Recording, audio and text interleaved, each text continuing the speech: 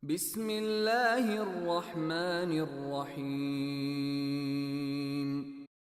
Ya ayyuhan nasu inna khalaqnakum min dzakarin wa untha وجعلناكم شعوبا وقبائل لتعارفوا إن أكرمكم عند الله أتقاكم إن الله عليم خبير. قالت الأعراب آمنا قل لم تؤمنوا ولكن قولوا أسلمنا ولما يدخل الإيمان في قلوبكم وإن تطيعوا الله ورسوله لا يلتكم من أعمالكم شيئا Innallaha ghafurur rahim. Ya, baik. Bismillahirrahmanirrahim. Assalamualaikum warahmatullahi wabarakatuh. Waalaikumsalam. Waalaikumsalam warahmatullahi wabarakatuh. Waalaikumsalam warahmatullahi wabarakatuh. Alhamdulillahirabbil alamin. Wassalatu wassalamu ala asyrafil anbiya'i wa mursalin wa ala alihi wa sahbihi ajmain. Amma ba'du. Masyaallah, alhamdulillah saya diundang oleh keluarga Muslim Indonesia, Stavanger, gitu ya sebutnya ya, Stavanger Norwegia, gitu ya. Stavanger, betul Bu. Stavanger, oh pakai gitu, Stavanger Norwegia. Alhamdulillah, ini jalan-jalan keluar negeri lagi hari ini, sore hari ini, Sabtu yang berbahagia ya. Terima kasih Mas Sanggi Raksagati, dan tadi ada istrinda tercinta Mbak Andra Riandita. Kemudian Bu Nurul, terima kasih telah menghubungi kami, dan hari ini jadinya saya bisa melihat salah satu tempat lagi di belahan buminya Allah walaupun lewat virtual. Ya, tadi sudah dikasih lihat juga awannya dan sebagainya ya. Dan luar biasa hari ini judulnya juga sangat-sangat bombastis ya. Mengapa kita berbeda sekali sayang gitu ya. Ya Allah, inilah yang kita harus belajar, bahkan berulang-ulang belajar kenapa ya kita suami istri ini berbeda ya. Namun saya hari ini izin untuk cerita dari sisi soulmate, pasangan hidup atau belahan jiwa. Untuk itu saya izin untuk share screen ya supaya lebih mudah kan. Oh, boleh. Iya, baik. Nah, sudah terlihat Mas Sanggi? Sekalian ngecek-ngecek ini nih. Dan alhamdulillah ternyata hari ini saya lihat bukan hanya dari Norwegia ya. Ini ada sahabat saya juga dari Jerman, dari Bremen, ada Mbak Uli, dan ada teman-teman juga seluruh Indonesia, seluruh dunia hari ini nih kelihatannya. Ya, alhamdulillah. Terima kasih tetap bergabung bersama-sama ya. Baik, mengapa kita berbeda sekali sayang ya? Nah, kita membahas ada yang kita sebut soulmate, berbeda nih, belahan jiwa. Berbedanya apanya sih? Berbeda biasanya ya irisannya ini. Kalau orang selalu bikin lambang belahan jiwa nih kayak yang retak gini ya, love tapi yang retak gini. Nah, inilah yang disebut soulmate, belahan jiwa ya. Apa itu belahan jiwa? Nah, adalah seseorang yang dapat melengkapi dan membuat pasangan menjadi pribadi yang lebih baik lagi. Artinya tentu kita sadari bahwa kita suami istri memang berbeda, tapi melengkapi. Dan tujuannya membuat pasangan menjadi pribadi yang lebih baik lagi. Ya, ini yang harus kita sadari nih, makanya perlu diulang-ulang bahwa kita ini beda. Kemudian mitra yang terbaik adalah mitra yang terbalik. Bahkan bukan hanya pasangan ya, mitra kerja juga yang serasi ini ya. Itu yang punya watak berbeda bahkan bertolak belakang. Kenapa? Karena kalau kehidupan rumah tangga ini kan seperti sebuah permainan puzzle di mana kita merangkai puzzle ini, dan supaya terangkai rapat seperti ini dan pas seperti ini, tentu sisi-sisinya harus berbeda. Karena kalau semuanya sama, ini nggak bakal masuk. atau dibikin lurus saja, mungkin terangkai tapi tidak rapat, tidak erat, ya, tidak mesra, tidak merasuk. Justru karena beda inilah kita rapat, merasuk, mesra, hangat. Nah ini. Ya.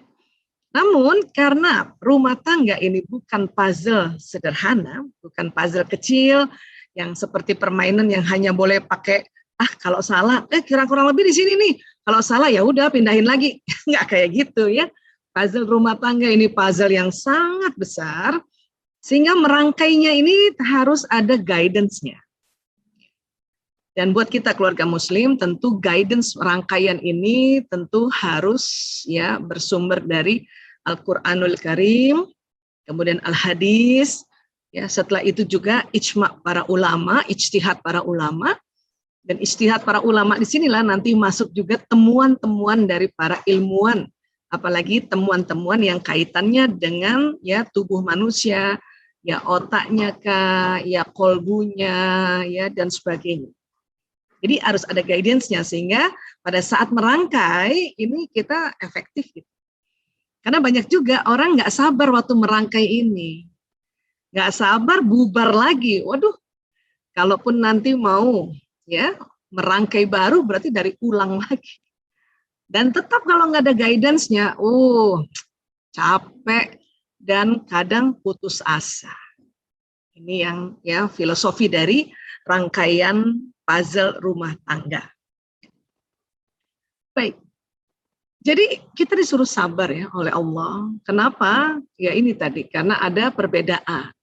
Jenis kelamin, watak, bakat, budaya, pengungkapan bahasa kasih. Dan basicnya lagi An-Nisa 19, Bismillahirrahmanirrahim, dan bergaullah dengan mereka secara patut. Kemudian jika kamu tidak menyukai mereka, maka bersabarlah, karena mungkin kamu tidak menyukai sesuatu, padahal Allah menjadikan padanya kebaikan yang banyak. Jadi sudah wanti-wanti Allah sampaikan pada kita, sabar, sabar. Ya. Mungkin istri ini kepengennya suaminya begini gitu kan. Ya. Tapi karena tidak dilakukan akhirnya kita nggak suka. Padahal Allah menjadikan padanya kebaikan yang banyak. Jadi ini guidance ini harus terus dikaji terus gitu. Kita lihat lagi contohnya di rumah tangga Rasulullah SAW. Ya, kemudian juga kita lihat lagi ijtihad para ulama, lihat lagi ilmuwan menemukan apa. Nah inilah yang nanti membuat kita punya petunjuk-petunjuk merangkai puzzle dan sabar ini. Sabar bukan diam. Sabar ini bahasa Arab, sabaru yasbiru, artinya menahan. Jadi kalau nggak cocok, kita tahan diri kita untuk tidak melabrak. Tidak melabrak suami, suami tidak melabrak istri, tidak melabrak anak-anak, tidak melabrak mertua, tidak melabrak kakak ipar, adik ipar, dan sebagainya. Ya, jadi disebutnya sabar. Oke? Baik, otak manusia ini ya ada otak besar dan ada otak kecil. Disinilah banyak program-program yang nanti tidak identik antara laki-laki dan perempuan. Jadi kesepakatannya itu adalah perempuan dan laki-laki memang tidak identik. Kenapa? Allah ciptakan memang otaknya sama, ada otak besar dan ada otak kecil, tapi di dalamnya itu tidak identik. Tapi laki-laki dan perempuan setara untuk apa? Untuk mendapatkan kesejahteraan, untuk mendapatkan ilmu, untuk menjalani ibadahnya, untuk mendapatkan pahala, bahkan juga setara kalau kita punya khilaf untuk dapat dosa juga, setara juga. Cuman memang tidak identik. Ya, memang sama manusia, tapi tidak identik, terutama program-program yang ada di dalam otak ini. Namun ada satu yang perlu kita pahami bahwa di basic otak ini ada namanya kelenjar pituitary. Disinilah ya tempatnya kecil ya, tapi begitu banyaknya hormon di dalam sini. Ya, kemudian disimpulkan ada yang namakan hormon bahagia dan cinta. Kalau nanti dia dibagi-bagi ini macam-macam. Ya, ada hormon juga di situ. Dan di tempat-tempat lain juga ada hormon-hormon yang kalau kita bicara tentang hormon ini berarti kita bicara bagaikan oli atau zat pelumas. Jadi hormon ini zat pelumas yang ada nanti di mesin-mesin tubuh manusia ini. Dan yang paling asik adalah hormon bahagia dan cinta ini, ya. Kalau kita tahu bagaimana cara mengeluarkannya, inilah yang nanti insya Allah pada saat merangkai puzzle-puzzle rumah tangga itu penuh bahagia dan cinta. Walaupun kadang waktu merangkai, keliru tempatnya gitu. Cuman karena ada hormon bahagia dan cinta, tahu juga bagaimana guidance-nya, it's okay. Nah, kita atur ulang lagi seperti itu. Ya. Kemudian dari otak ke badan ada sistem saraf. Ini saya sering kali berulang-ulang cerita, karena rupanya badan kita ini dirangkaikan dengan otak itu dengan sistem saraf yang kayak kabel-kabel. Kabel-kabel utama yang pusat itu, ini ada di tulang belakang sampai di ujung tulang tungging kita itu, ya, yang disebutnya ya, sumsum tulang, itu dari rangkaian kabel-kabel. Nanti dari tulang belakang akan keluar lagi kabel-kabel ke seluruh tubuh kita, ya, wajah, leher, dan sebagainya. Kerjanya kayak apa? Ini sangat kompleks kerjanya, sangat detail. Ini kalau bicara tentang sistem saraf ini, ya bisa makan 2 tahun, ini 4 semester. Tapi supaya gampang pendekatannya, saya bilang mau cerita bahwa sistem saraf ini dia punya kerja, fungsinya ini analoginya kayak kabel listrik. Jalan listrik di sini. Apa yang jalan? Yang jalan adalah pesan di seluruh otak. Baik pesan ilmu-ilmu yang kita dapati sejak kecil sampai sekarang, nasihat-nasihat ini di depan, dia jalan, pelajaran-pelajaran ini nanti dia jalan di badan, membentuk perangai, membentuk perilaku, membentuk akhlak. Dan bukan hanya ilmu, nasihat, dan ya pengetahuan-pengetahuan yang kita punya, ada lagi di daerah ya belakang otak atau tengah di sini, itu yang disebut watak. Watak, bakat, nah ini juga jalan, sehingga membentuk perangai. Nah suami istri ini wataknya dia ya karena mitra yang terbalik, maka kadang bertolak belakang. Satu sisi tolak belakang, ada yang dua-dua sisinya tolak belakang. Bakat juga beda. Bakat ini nanti menentukan hobi dan menentukan passion. Ini kadang suami istri ya bakatnya ada yang nggak sama persis, makanya satu senang olahraga, satu senang bertanam, satu senang musik, satu nggak senang gitu ya. Makanya disinilah ilmu berperan untuk kita menjembatani perbedaan-perbedaan ini sehingga ya tidak terlalu ekstrim. Kalau kita nggak ngerti, maka perangai kita ini akan terus ya menyerang atau bertolak belakang dengan pasangan tadi. Dan akhirnya bubar jalan lagi puzzle-puzzle itu, rangkaiannya. Terus apa lagi? Apa yang dilihat, apa yang didengar, apa yang diucapkan, apa yang dihidu, apa yang dirasakan lewat lidah, apa yang disentuh, apa yang menyentuh, itu juga pesannya jalan di badan. Jadi untuk kita nih umat Islam, makanya mengapa senantiasa Allah minta kita melakukan kegiatan didahului dengan basmalah, bismillahirrahmanirrahim, agar kalimat basmalah ini jalan di sistem saraf kita. Dengan kecepatan yang luar biasa ya. Ada namanya neuron sensorik itu 240 km per jam. Jadi ucapan ini ke otak 240 km per jam. Dari otak pesan jalan lagi ke badan 320 km per jam. Jadi pada saat kita melafazkan bismillahirrahmanirrahim, hormon ya kasih sayang itu keluar lewat pituitari, masuk pembuluh darah, dia jalannya pelan. Ya, tidak terlalu cepat sistem saraf. Nanti masuk ke jantung, makanya jantung terasa itu deg-degannya itu. Ya, hanya melafazkan bismillahirrahmanirrahim. Ya. Makanya pada saat kita basmalah itu diminta untuk tumak nina gitu, pelan-pelan ngomongnya. Karena kalau terburu-buru, ya kadang lafaznya nanti berubah. Semua gitu, jadi aneh kan, nggak sesuai. Dan tidak akan memicu hormon di kelenjar pituitari.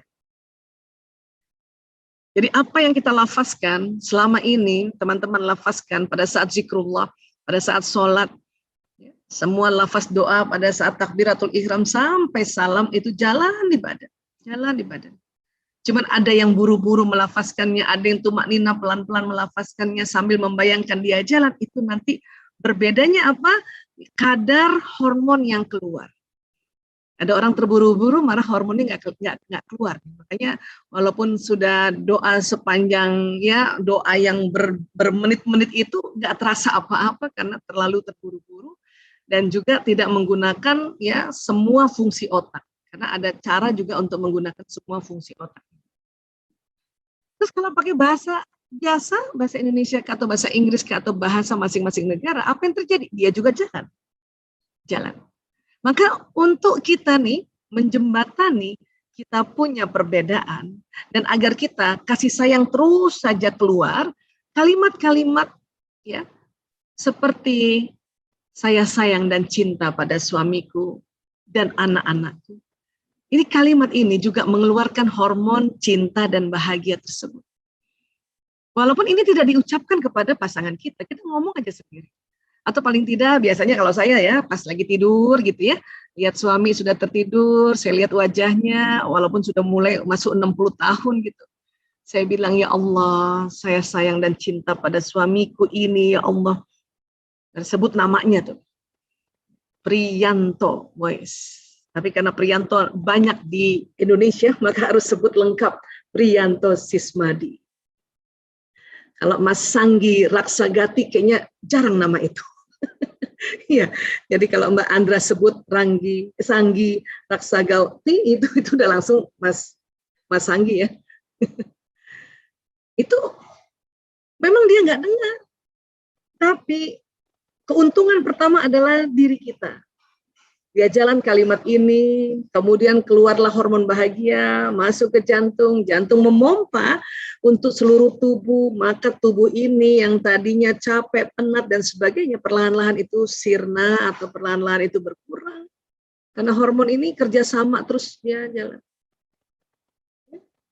Makanya perlu dialog, inner dialog itu setiap melihat anak, walaupun dari punggungnya kita lihat. Ya Allah, terima kasih anakku sehat ya Allah. Terima kasih suamiku ada di dekatku ya Allah, misalnya gitu. Ya. Dialah jembatan surgaku ya Allah. Itu jadi walaupun bedanya sangat beda antara watak beda, budaya beda, laki perempuan beda, ya pengungkapan bahasa kasihnya beda, cuman karena kita lafazkan kalimat-kalimat indah ini, maka hormon inilah yang menyatukannya. Ya, nah ini penting banget. Simple banget loh, padahal selama ini bisa diucapkan. Bahkan mungkin kalau di Norwegia, mungkin melafazkan ke pasangannya, aku cinta padamu itu mudah kan? Kalau di Indonesia susah loh, masih susah. Nggak tahu ya kalau di luar negeri kayaknya. Kalau di Jerman bisa Mbak Uli? Saya sayang padamu gitu, suami ngomong gitu bisa Mbak Uli? Oh kan, mantap kan, Masya Allah. Ya. Tambah lagi, lillahi ta'ala. Oh, itu lebih power lagi, Masya Allah. Ya.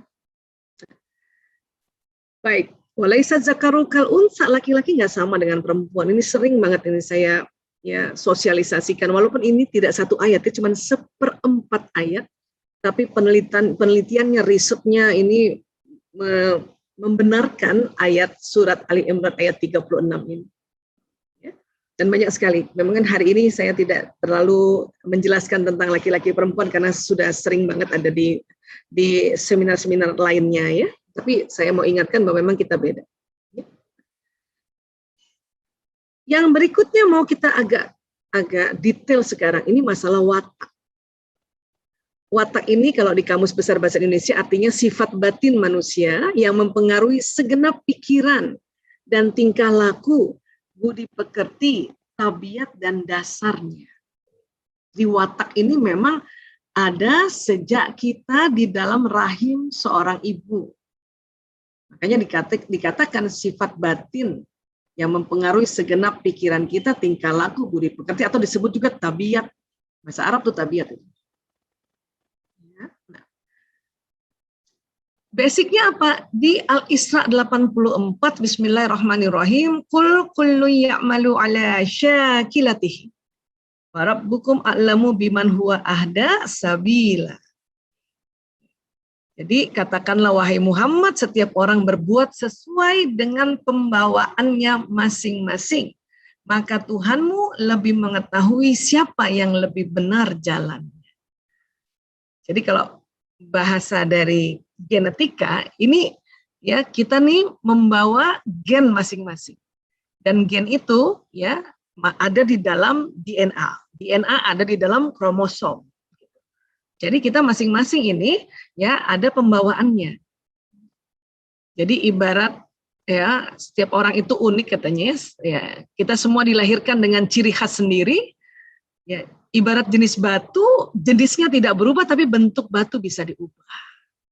Ya, inilah kalau kita bicara watak, dan watak itu ternyata bawaan genetik. Ya. Jadi ciri khas watak ini diturunkan melalui genetik. Ini ada satu kromosom. Kalau kita belajar tentang kromosom, ya kalau Bapak Ibu teman-teman ingat belajar biologi dulu ya. Kalau disebut kromosom XX berarti ini kromosom seksnya perempuan. XY ini laki-laki. Kok bisa disebut XX? Karena bentuknya gini kayak X memang. Ya, kromosom seks ya, karena kromosom yang lain-lain ada ini. Kalau perempuan kromosom seksnya itu ada bentuk dua seperti ini, makanya disebut XX. Laki-laki ini ada X kayak gini dan ada satu kayak gini. Ilmuwan tadinya bingung ini mau disebut apa ya, cuman ya ini karena sudah disebut X ya sudah kita bilang aja Y. Walaupun nggak Y banget, tapi ya udah kita bilang Y gitu. Di dalamnya ini dia ada tali-tali kromosom, ada DNA, nah di dalam DNA ada gen. Dan ini di sini isinya bukan dari ayah ibu kita saja, tetapi leluhur kita 7 ke atas. Bukan hanya bentuk wajah, bentuk kulit, bentuk rambut, bentuk tinggi badan dan sebagainya, tapi juga masuk di sini bentuk watak. Bahkan mungkin juga ya, kalau ada orang misalnya merasa, aduh saya genetik nih asma saya gitu ya. Nah itu juga di bawah di dalam kromosom ini gitu. Hipertensi misalnya, saya turunan hipertensi, sebenarnya bukan hipertensi yang menurun, tetapi jenis pembuluh darahnya yang lebih kaku itu yang menurun dari genetika. Tapi kalau misalnya ya pola makan baik, pola hidup baik, maka ya nggak jadi hipertensi juga walaupun pembuluh darahnya kaku gitu. Diabetes juga begitu, mungkin pankreasnya secara genetik produksi insulinnya memang tidak sebanyak yang standar gitu. Cuman kalau pola makan, pola hidup, lifestyle-nya ya sangat-sangat oke gitu ya, nggak semuanya kebablasan, nggak berlebihan, maka hormon insulinnya tetap cukup. Itu semua dibawa oleh kromosom ini, termasuk watak tadi, dan juga bakat. Pendekatan sekarang yang populer itu adalah dari Florence Littauer. Ini bukunya banyak, kalau di Indonesia bentuknya kayak gini, di luar negeri juga banyak sekali. Ya, saya juga sudah baca semuanya ini, maka kayak gini nih pendekatannya. Walaupun sebetulnya secara keilmuan, ya personality atau watak atau kepribadian itu ranahnya teman psikolog. Secara keilmuan, tetapi karena kita dituntut untuk cepat menjembatani perbedaan-perbedaan, maka kita disuruh cepat juga belajar secara populer. Saya katakan secara populer, yang simple. Jadi teman-teman hari ini juga kita mendeteksi watak masing-masing secara populer. Bila nanti bingung dan sakit berlanjut kebingungannya, silakan hubungi teman-teman psikolog gitu. Ya, nah ini kita bikin kesepakatan dulu, kalau enggak nanti bingung sendiri. Baik, sebetulnya mendeteksi watak juga bisa pakai alat yang namanya foto aura ini. Ya. Mungkin di Norwegia tentu ada, ya. Kalau di Indonesia juga ada, tapi memang tidak banyak. Ya. Tempat kami ada di klinik Sunter ada ini, dan biasanya terteranya gitu atau tertangkapnya gini. Jadi ada badan selulernya, terus ada badan bioplasmiknya. Ya. Warna yang semburat biru, kehijauan, keunguan ini biasanya orang bilang sebutnya introvert. Ya, watak yang introvert. Warna yang lebih colornya orange ke merah atau ke kuning, ini extrovert. Nanti ada lagi tuh watak satu lagi ambivert, nah itu bisa antara kuning hijau kayak gitu. Ya, atau merah kebiruan itu ambivert. Jadi terdeteksinya lewat foto aura ini lewat monitor kayak gini. Oke. Nah, kemudian kita lihat dulu otak manusia dari atas. Ini hidung kita ya. Ini otak besar nih. Dia terbelah dua, ada belahan kanan, ada belahan kiri. Ya. Jadi kalau dari atas otak kita kayak gini, ada apa sih di dalamnya? Di dalamnya itu terutama bagian tengah di sini yang kita sebut parietalis. Ya. Saya kasih lihat gambarnya dari samping kiri ya. warna kuning ini. Nah, disinilah ada program-program watak dan bakat itu. Di sini. Atau bahkan disebutnya inilah yang program bawaan tuh di sini. Ada watak pembawaan dan juga ada bakat di sini. Bentuk programnya kayak apa, Bu Aisyah?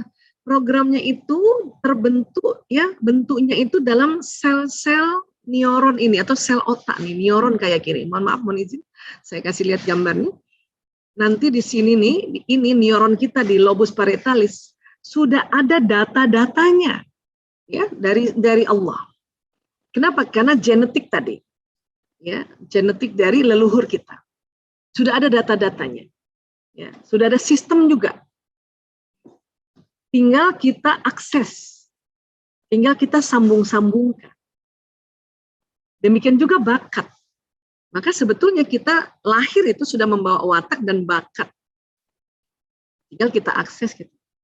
Cuman kalau bakat ini tentu lebih spesifik lagi ya, karena kita bicara bakat, satu saat nanti kita bicara bakat, hari ini kita watak dulu, karena watak saja ini cukup panjang ceritanya. Nah di sini, kalau yang isi otak manusia itu dilambangkan seperti kertas, kemudian orang tuanya yang mewarnai, yang bagian mana Bu Aisyah? Yang ini, lobus frontalis, terutama yang di depan sekali, persis di belakang dahi.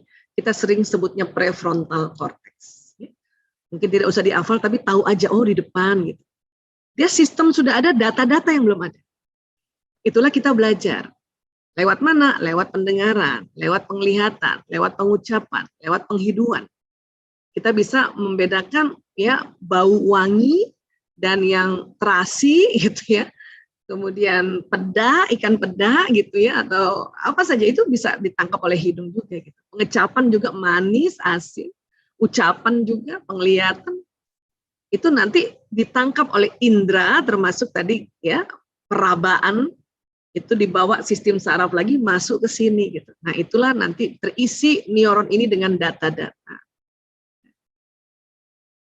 Berkaitan dengan watak, kita tuh ada watak bawaan, tapi karena kita lahir, kemudian kita lihat kanan kiri kita, lihat ibu kita, lihat ayah kita, ya, atau lihat teman kita, atau pada saat sudah berkeluarga lihat suami, maka ada pembelajaran yang ditangkap oleh mata dan pendengaran dan yang kita rasa dari orang-orang sekeliling itu nanti masuk di lobus frontalis sini, sehingga kita seolah-olah merasa, ya.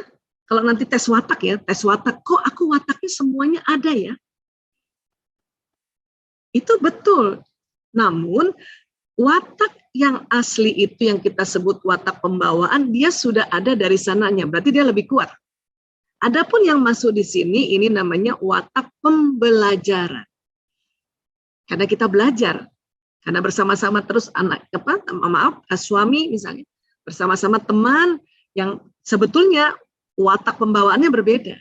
Tapi karena kita tangkap mata kita, telinga kita, ya, sentuhan kulit, dia masuk di sini. Jadi seolah-olah kita belajar watak orang lain itu. Nah, ini di sini. Sehingga seringnya nih usia kita nih yang sudah 30 tahun ke atas, pada saat nanti tes watak merasa, saya kok ada 4-4-nya ya? Atau kok saya senang 4-4-nya ya? Tentu saja karena 2 watak pembawaan dan 2 watak pembelajaran. Ini perlu saya kasih tahu dari awal supaya nanti pada saat tes watak ini ya lebih paham.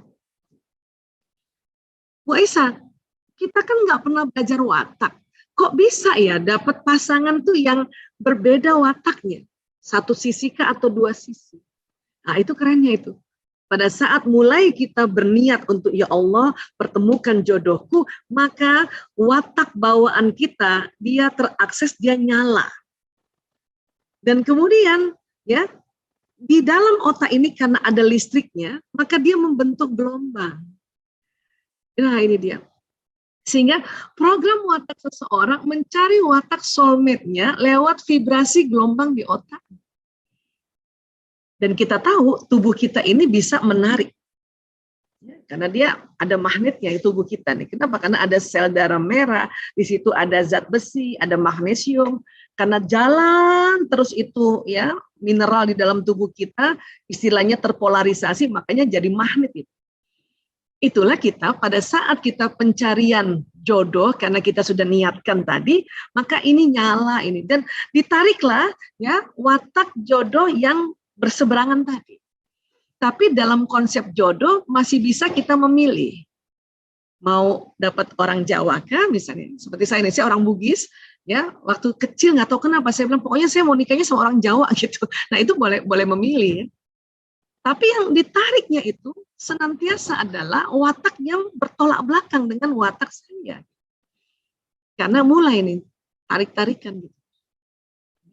Inilah makanya belum belajar watak, tetapi secara fitrah, secara alami, maka watak suami istri itu soulmate, belahan jiwa.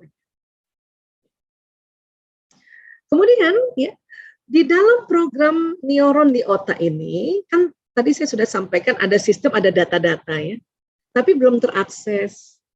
Dia masih bentuknya belum tersambung-sambung gitu. Maka dari kecil, di mana pada saat kita ngomong sama diri sendiri, aku kok kayak gini ya, aku kok seneng banget ya apa-apa, aku ya harus susunnya rapi, teratur ya gitu.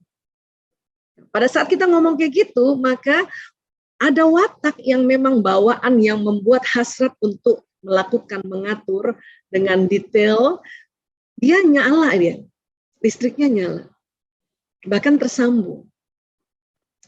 Dan kalau kita ulang-ulang lagi, makin kuat sambungannya. Maka program yang ada di otak itu terakses, tersambung, dan dia jalan di tulang belakang tadi, membentuk perangai atau membentuk perilaku. Dia jalan. Cara duduk, cara bicara, cara pakai baju, ya, mimik wajah dan sebagainya, itu ya terlihat. Itulah makanya mengapa kita bisa mendeteksi watak seseorang, karena terlihat semuanya. Program yang di sini nyala, dia jalan di badan. Nah, ini yang makanya jangan heran kalau ada orang, kok dia bisa baca watak saya? Itu mudah, asal sudah tahu konsepnya. Kemudian lagi, di dalam konsep watak itu, ya Allah sampaikan di dalam Asy-Syams ayat 8-9, Bismillahirrahmanirrahim, fa'alhamaha fujuraha wa taqwaha. Maka Allah mengilhamkan kepada jiwa itu jalan kefasikan dan ketakwaan. Dalam ilmu neuroscience, jiwa itu adalah disimpannya di otak. Kalau Allah mengilhamkan otak itu jalan kefasikan dan ketakwaan, inilah yang bahasa dari psikologi kepribadian adalah ya Tuhan memberikan kelemahan dan kekuatan di jenis watak yang ada di jiwa itu. Namun kemudian ya Allah sampaikan qad aflaha man zakkaha. Sesungguhnya beruntunglah orang yang mensucikan jiwa itu. Dalam artian mensucikan itu tadi belajar, cari tahu ya, apa kefasikan yang ada di otak kita, apa ketakwaan, perkuat ketakwaan, kefasikan kita atasi, itu dalam rangka ya mensucikan jiwa. Kemudian kalau kita bicara lagi ya satu lagi tadi karena ada perbedaan ya bahasa kasih sayang. Apa sih ini bahasa kasih sayang? Bahasa kasih sayang adalah cara yang digunakan seseorang untuk mengungkapkan rasa kasih sayang dan rasa cinta di dalam dirinya kepada orang lain. Ternyata ini dipengaruhi oleh watak bawaan. Ada orang waktu mengungkapkan kasih sayang itu dia memuji istrinya. Tapi istrinya karena wataknya beda, dia merasa nggak terlalu senang dipuji. Akhirnya disebut, lebay banget sih lo muji-muji mulu. Gitu. Karena ungkapan kasih sayang yang diharapkan oleh istri bukan yang pujian. Mungkin ada hal yang lain gitu. Pelayanan kah? Atau hadiah gitu ya. Jadi orang waktu mengungkapkan kasih sayang itu nggak selamanya ya istri-istri dipuji senang, nggak selamanya. Tergantung wataknya. Nggak selamanya juga istri-istri itu dikasih hadiah senang banget. Memang senang tapi nggak senang banget. Nggak selamanya. Gitu. Nggak selamanya juga ya istri-istri itu senang dipeluk, nggak selamanya. Senang dipeluk tapi nggak selamanya senang banget dipeluk. Itu karena berbeda watak dan berbeda pengungkapan kasih sayangnya atau bahasa cintanya. Jadi ada konsep juga seperti ini. Dalam rangka ini juga ya untuk menstimulasi hormon bahagia ini itu dengan kasih sayang, dengan bahasa kasih sayang tadi. dengan bahasa kasihnya gitu. Sehingga apa? Sehingga ya kita tahu bagaimana sih yang efektif ini. Karena kadang-kadang banyak istri mengatakan gini, suami saya sebetulnya baik sih, tapi nggak tahu ya apa yang kurang gitu. Ternyata pengungkapan kasih sayangnya yang kurang, yang berbeda. Jadi menurut istri kurang gitu. Suami juga cerita sama temennya, istri gue baik loh sebetulnya, baik banget. Cuman nggak tahu apa yang kayaknya kurang pas ya gitu. Itu biasanya ya momoknya itu adalah pengungkapan bahasa kasih sayang tadi. Dan ini juga basicnya ada. Ya, di mana Ar-Rum 22. Wa min ayatihi khalqus samawati wal ard wa ikhtilaful alsinatikum wa alwanikum. Artinya apa? Artinya, dan di antara tanda-tanda kekuasaannya ialah menciptakan langit dan bumi dan berlain-lainan bahasamu dan warna kulit. Inna fi dzalika la ayatin lil alimin. Sesungguhnya pada yang demikian itu benar-benar terdapat tanda-tanda bagi orang-orang yang mengetahui. Jadi berlain-lainan bahasamu dan warna kulit ini bukan hanya negara, bukan hanya antar daerah, ya, tapi memang suami istri itu bahasanya memang beda. Selain memang bahasa daerahnya beda, kalau dia menikah antar beda negara ya beda negara, warna kulitnya beda, tapi juga ternyata bahasa mengungkapkan kasih sayangnya beda. Ya, ini dia. Ya, jadi basicnya semua ada, makanya luar biasa ini Islam. Ya, namun memang butuh kesungguhan untuk meriset. Ya. Hanya sekali lagi meriset ini mahal kan, makanya buat orang-orang ilmuwan walaupun berbeda agama, tapi pada saat dia niat untuk meriset atau mengobserv tentang manusia, itu Tuhan kasih petunjuk. Dan kita yang paling beruntung kita, udah nggak keluar duit, udah apa, kita ambil hasil riset. Oh ya Allah, ternyata ini dijelaskan oleh riset. Ayat-ayat. Baik, sekarang kita masuk dulu ke watak. Watak terbagi 3 besar, introvert, ekstrovert, dan ambivert. Ambivert ini terbagi dia kombinasi antara introvert dan ekstrovert. Ya. Introvert ciri gampangnya gini, ya. Lebih memilih ada di tempat sepi. Kalau dalam seminggu hasratnya pengen 6 hari lebih tempat sepi lah. Oh itu kemungkinan besar Anda yang berwatak introvert. Ada orang juga ya lebih semangat ketemu orang baru atau ketemu orang banyak, itu kemungkinan besar Anda yang ekstrovert. Tapi ada satu lagi yang sebutnya ambivert, separuh-separuh nih. Ya. Tergantung sikon, kadang mau tempat sepi, kadang kepengen ketemu orang baru, ini namanya ambivert. Semuanya baik, semuanya oke, semuanya very good. Kemudian apa lagi? Introvert lagi lebih produktif di tempat tertutup. Jadi orang introvert ini kalau di rumah, terutama ini lagi pandemi kayak gini dan harus lebih sering di rumah, orang introvert itu sebetulnya senang dia. Karena banyak yang bisa dikerjakan. Baik laki-laki maupun perempuan, juga anak-anak yang senang belajar daring atau belajar dari kamarnya, dia lebih senang memilih itu, dia mungkin introvert. Kemudian ekstrovert adalah lebih produktif di tempat terbuka. Ya. Jadi buat orang yang ekstrovert ini, pandemik dan harus lockdown inilah yang mulai, ini udah mulai cepat bosan lah, mulai ya rasanya terhambat ini saya produktivitas saya. Inilah ekstrovert, termasuk anak-anak yang kepengennya sekolah aja ya, pergi dari rumah, itu biasanya dia yang watak ekstrovert. Ada lagi ambivert ini dia bisa keduanya, kadang mau di rumah, kadang mau di luar, kadang mau di rumah, kadang mau di luar. Tergantung mood kalau ambivert ini. Kemudian ya kita perdalam lagi, introvert, ekstrovert, dan ambivert. Introvert terpulihkan energinya saat sendirian. Jadi orang introvert itu lagi sendirian tuh malah dia oke, malah dia power. Pas sakit dia sendirian, nggak ditengok, nggak apa, malah dia pulih gitu. Itu introvert. Kalau ekstrovert lain, dia terpulihkan energinya saat beramai-ramai. Ada orang sakit, kalau dia keluar rumah sehat. Itu ekstrovert. Cuman kalau kita nggak ngerti, pasangan akan mencela nih pasangan yang ekstrovert. Di rumah aja sakit, pas ketemu temen aja sehat loh. Itu ada kayak gitu tuh. Kalau nggak ngerti, ya. Saya termasuk ini. Terus terang saya termasuk, suami saya soalnya ekstrovert. Jadi ya kalau di rumah aja sakit tuh. Pas keluar aja, waduh, nggak sakit. Sampai rumah sakit lagi. Makanya saya pikir biarin deh nggak apa-apa keluar. Daripada di rumah sakit kan gitu. Ya. Kalau ambivert lain, ambivert ini separuh-separuh ya. Ini sama ini ya, tergantung situasi kondisi. Kemudian introvert lebih suka bekerja atau belajar sendiri. Ya, wah ini enak banget nih. Yang introvert, makanya introvert ini apalagi lagi era digital kayak gini, yang bisa DIY gitu ya, do it yourself, tutorialnya banyak di YouTube, di IG, di Google, oh very happy nih, bisa bikin apa-apa aja nih. Ya, sebelum pandemik, belum pandai masak, pas pandemik jago masak.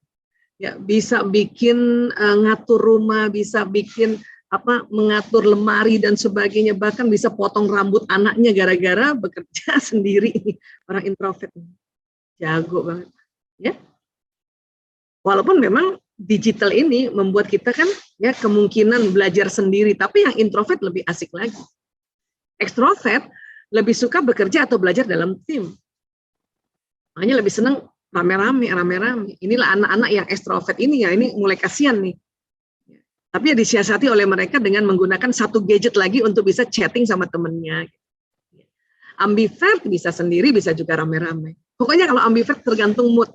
Lagi mau sendiri-sendiri, ayo, mau yang rame-rame, ayo, ini ambivert. Kemudian introvert biasanya akan banyak berpikir sebelum mulai bicara. Ya, kalau ekstrovert biasanya akan mengatakan apapun yang dipikirkan. Dia langsung, apa yang dipikirin diomongin. Gitu. Ya. Ambivert bisa lebih banyak berpikir dan bisa lebih banyak bicara. Introvert cenderung lebih pendiam. Pendiamnya itu secara verbal ya. Otaknya nggak diam, otaknya mikir, gitu. Otaknya mengamati. Itu introvert. Kalau ekstrovert lah ini yang sering disebut ceplas-ceplos, apa adanya ya. Apa yang terlintas di otaknya langsung diomongin ya. Bajumu tuh rusak tuh misalnya itu. Kancingnya nggak bener gitu kalau orang ekstrovert.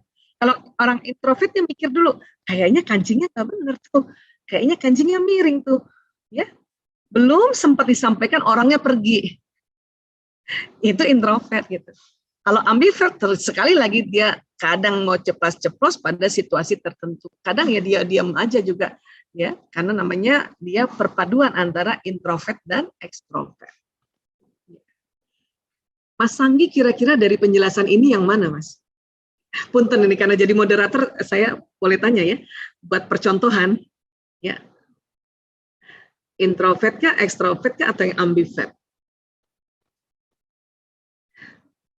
Mic-nya mungkin masih termute Mas Sanggi, nggak bisa ya? Oh mungkin host boleh bantu dibukakan ya, biasanya terkunci, terlockdown ya. Jadi kita bisa ya mendeteksi dulu kita wataknya yang mana nih, karena ada dia terbagi 3 besar dulu, introvert, ekstrovert atau ambivert. Nanti ini pun introvert nanti terbagi 2 lagi, ekstrovert terbagi 2 lagi, ambivert terbagi 2 lagi. Hari ini karena bicara tentang perbedaan, sayang rasanya kalau kita tidak mendalami tentang introvert yang terbagi-bagi, ambivert dan ekstrovert ini. Enggak Mas Sanggi, yang mana kira-kira? Ada yang introvert, ekstrovert atau ambivert? Saya kayaknya tergantung situasi sih. Ambivert ya, kayaknya. Yang ambivert ya. Ya, kadang bisa sendiri, kadang bisa. Dari dulu begitu, dari kecil. Iya, kebetulan kata ibu saya juga kalau waktu kecil justru lebih ke introvert, mengamati orang gitu. Tapi kalau di dalam situasi yang nyaman, jadi mulai talkative gitu, mulai nyaman ya. baru mulai talkative. Kalau ketemu orang yang udah sangat dikenal ya. Betul.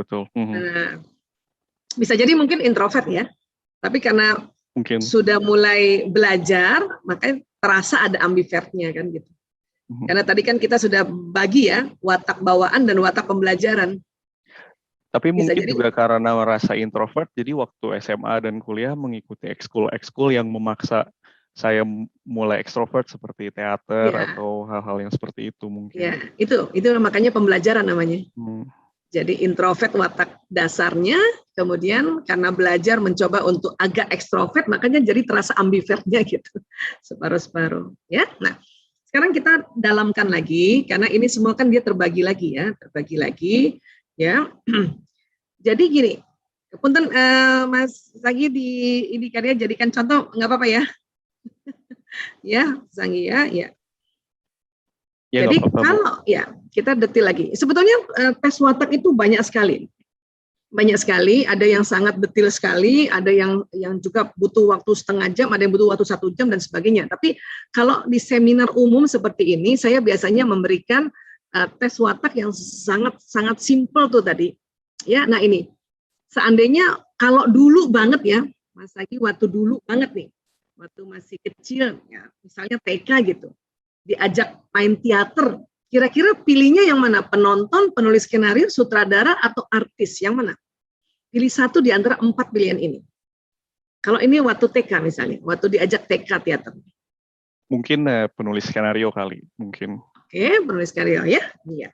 Itu betul banget ya.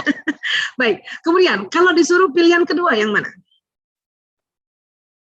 Sutradara mungkin. Oke, ya.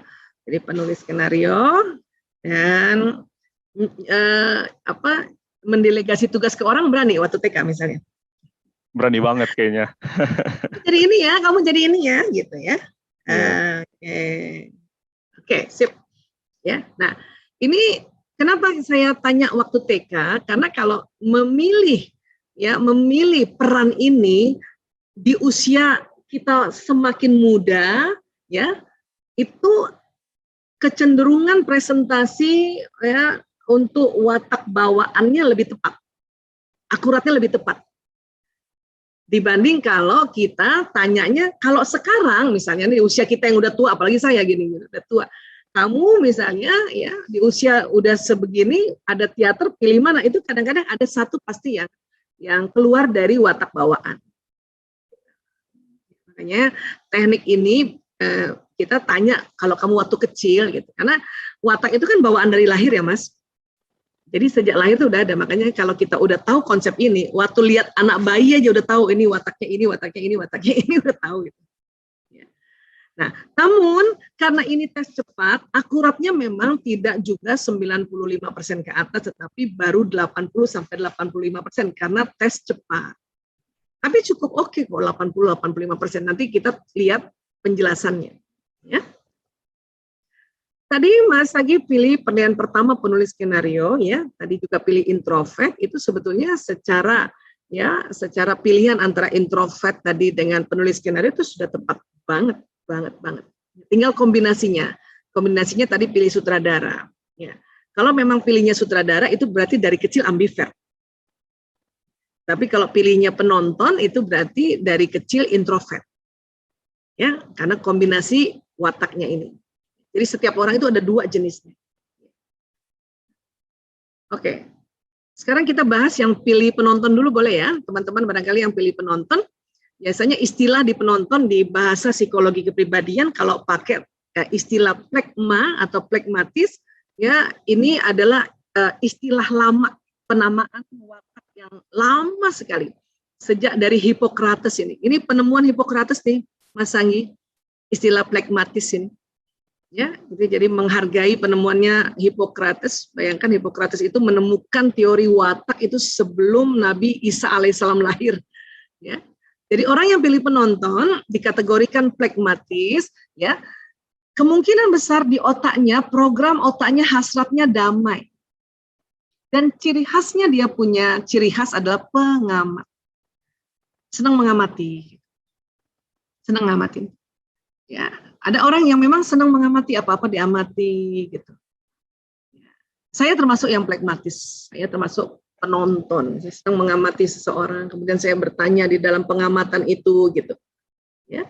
Dan ciri khas penonton ini gampang banget ya. Penonton ini ada kekuatan, ada kelemahannya ya. Dan paling sering kalau ditanya selalu jawabnya ya, apalagi untuk makan, mau makan apa, jawabnya selalu terserah gitu. Terserah. Nah, ini ada yang pilih penonton tadi ya seperti ini kah barangkali? Ya, terserah. Coba deh, Mbak Cindil misalnya ajak Bu Isa makan, tanya, Bu Isa mau makan apa? Pasti jawabnya terserah. Walaupun Bu Isa bisa loh bilang, Mbak, aku mau steak dong gitu. Tapi selalu bilang terserah gitu. Ya, karena penonton ini atau orang pragmatis, orang damai. Ya. Dia terlalu banyak bersyukur ya. Dalam hati orang pragmatis, alhamdulillah untung ditraktir. Udah ditraktir milih. Itu makanya istilahnya terserah. Jadi kalau punya anak, dikit-dikit terserah bunda, terserah ayah, terserah. Ayolah kakak dong yang ambil keputusan, terserahlah bunda aja lah yang ambil keputusan sama kakak. Itu biasanya anak pragmatis itu. Dan orang pragmatis ini jarang sekali marah. Jarang marah. Siapa yang pilih penonton tuh? Jarang sekali marah. Tapi kalau udah sekalinya marah, waduh, nyeremin deh. Justru itu karena jarang sekali marah, energinya habis untuk handle feeling. Sehingga cepat lelah. Makanya ya dia mudah tidur. Mudah istirahat. Orang yang pragmatis itu harus tahu dirinya bahwa oke, aku harus istirahat. Sebisa-bisanya ya, kalau ada orang bilang jangan libur dong lo, enggak, gue harus libur. Ya, istirahat. Dan enaknya orang pragmatis di mana aja bisa tidur. Di kursi ya tidur, di mobil ya tidur, lele sedikit ada angin-angin sedikit tidur, di pantai itu tadi kan di pasir itu juga bisa tidur gitu ya, sambil senderan di mana pun bisa tidur gitu, enak banget. Ya. Dan butuh tidur agak lama memang. Ini orang pragmatis. Kenapa? Energinya habis untuk handle perasaannya, untuk senantiasa damai. Karena tadi hasratnya damai. Damai. Ya, ini orang pragmatis. Tadi kita juga belajar bahwa dia ada kekuatan. Pragmatis juga ada kekuatan. Damai, tenang, diplomatis, praktis, dapat diandalkan, humoris. Dan orang yang kuat mengerjakan hal-hal yang monoton, ini orang pragmatis. Orang yang selalu dicari orang, tempat orang curhat. Nah, itu orang pragmatis. Tapi juga tadi ada jalan kefasikannya, ada kelemahannya.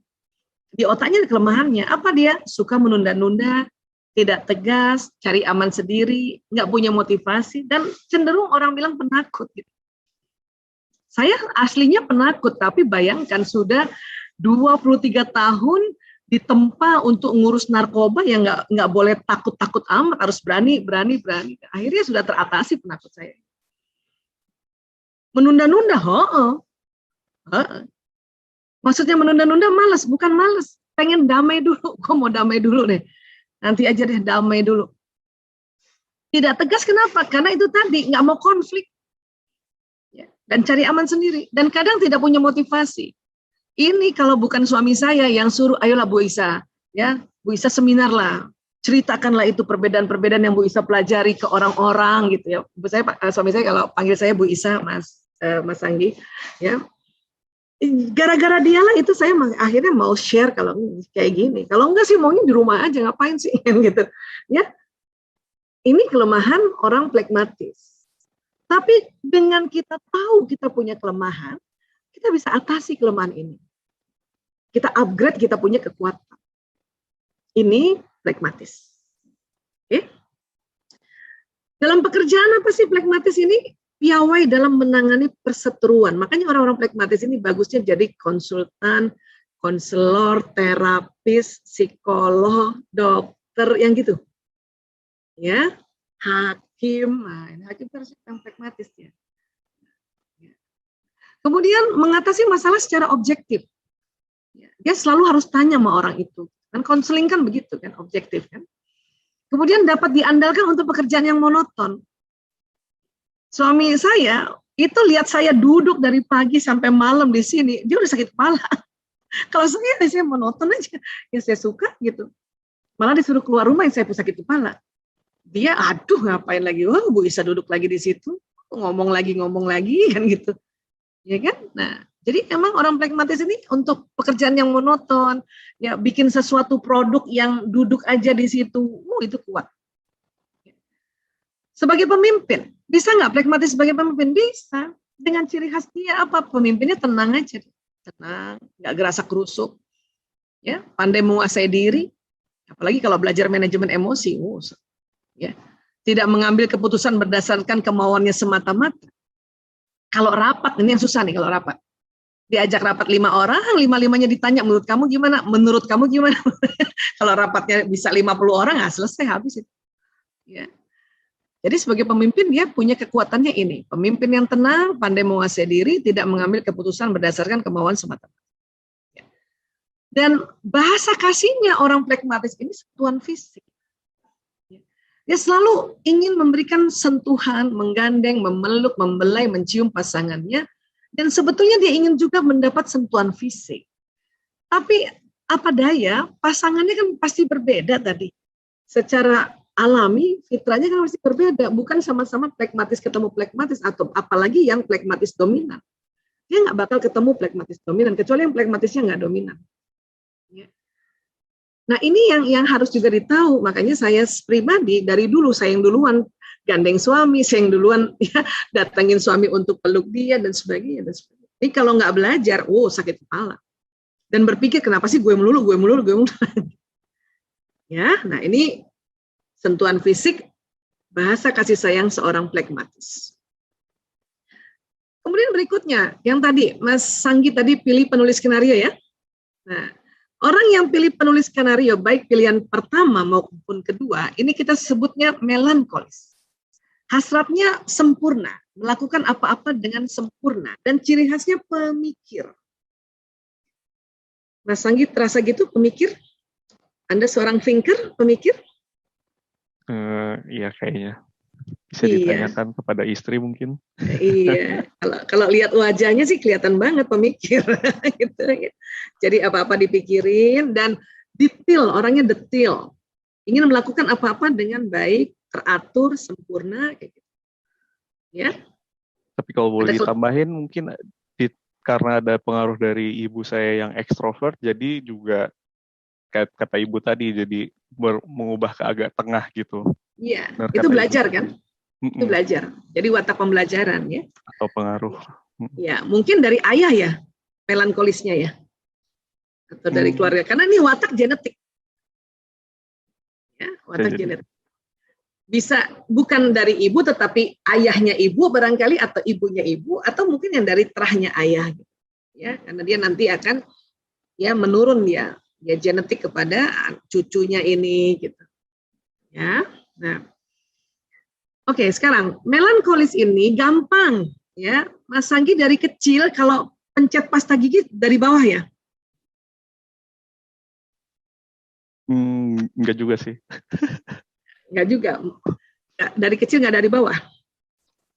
Lebih cenderung dari mana? Mungkin dari bawah sih mungkin ya. Mungkin ada beberapa hal lain yang lebih rutin. Ya, saya maksa nih buat Mas Sanggi nginget-nginget kehidupannya. Ya, makanya tadi minta izin dulu nih.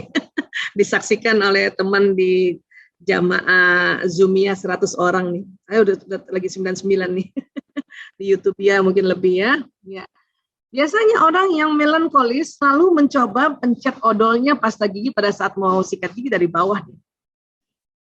Dari bawah. Tanpa terasa loh itu. Nuntun otaknya. Dari bawah. Ya. Kemudian satu ketika ada orang pinjem pasta giginya dari tengah. Itu waktu mau pencet lagi, dia dari bawah lagi seperti itu. Ya, ini yang melankolis asli. Ya. Nah, jadi sejak kecil pencet pasta gigi selalu dari bawah. Bahkan digulung ya. Watak lain, kalau misalnya udah habis, kadang-kadang dia nggak, males lah ngapain digulung-gulung, ganti aja watak lain ya. Apalagi watak yang ekstrovert. Tapi kalau melankolis itu, dari bawah, gitu. Ya. Dari bawah dia ya, dilipat. Bahkan digunting, diambil dalamnya, ada juga yang begini. Kalau ini barangkali melankolis ibu-ibu nih. Gaji suaminya belum keluar, nah udah melankolis emak-emak. Nah begini dia nih digunting sampai dalam habis. Ya, ekonomis ini namanya ya. Iya. Karena selalu mau sempurna, bahkan sempurna habisnya. Ya. Ini ciri khas yang paling gampang sekali. Ya. Nah, kemudian dompetnya teratur rapi dan terklasifikasi. 100.000 sama 100.000, 50.000 sama 50.000, dan kepala pahlawannya hadap kanan-kanan semua gitu. Ya. Orang-orang melankolis yang pilih tadi penulis skenario, ini saya yakin dompetnya rapi sekali. Ini aja masih belum rapin. Kalau dapat kembali uangnya, kembaliannya lecek, minta ganti. Nah, kalau itu melankolis ibu-ibu itu. Ganti dong yang nggak lecek gitu kan. Ya, atau dia punya dompet untuk uang lecek. Itulah ibu-ibu. Ya.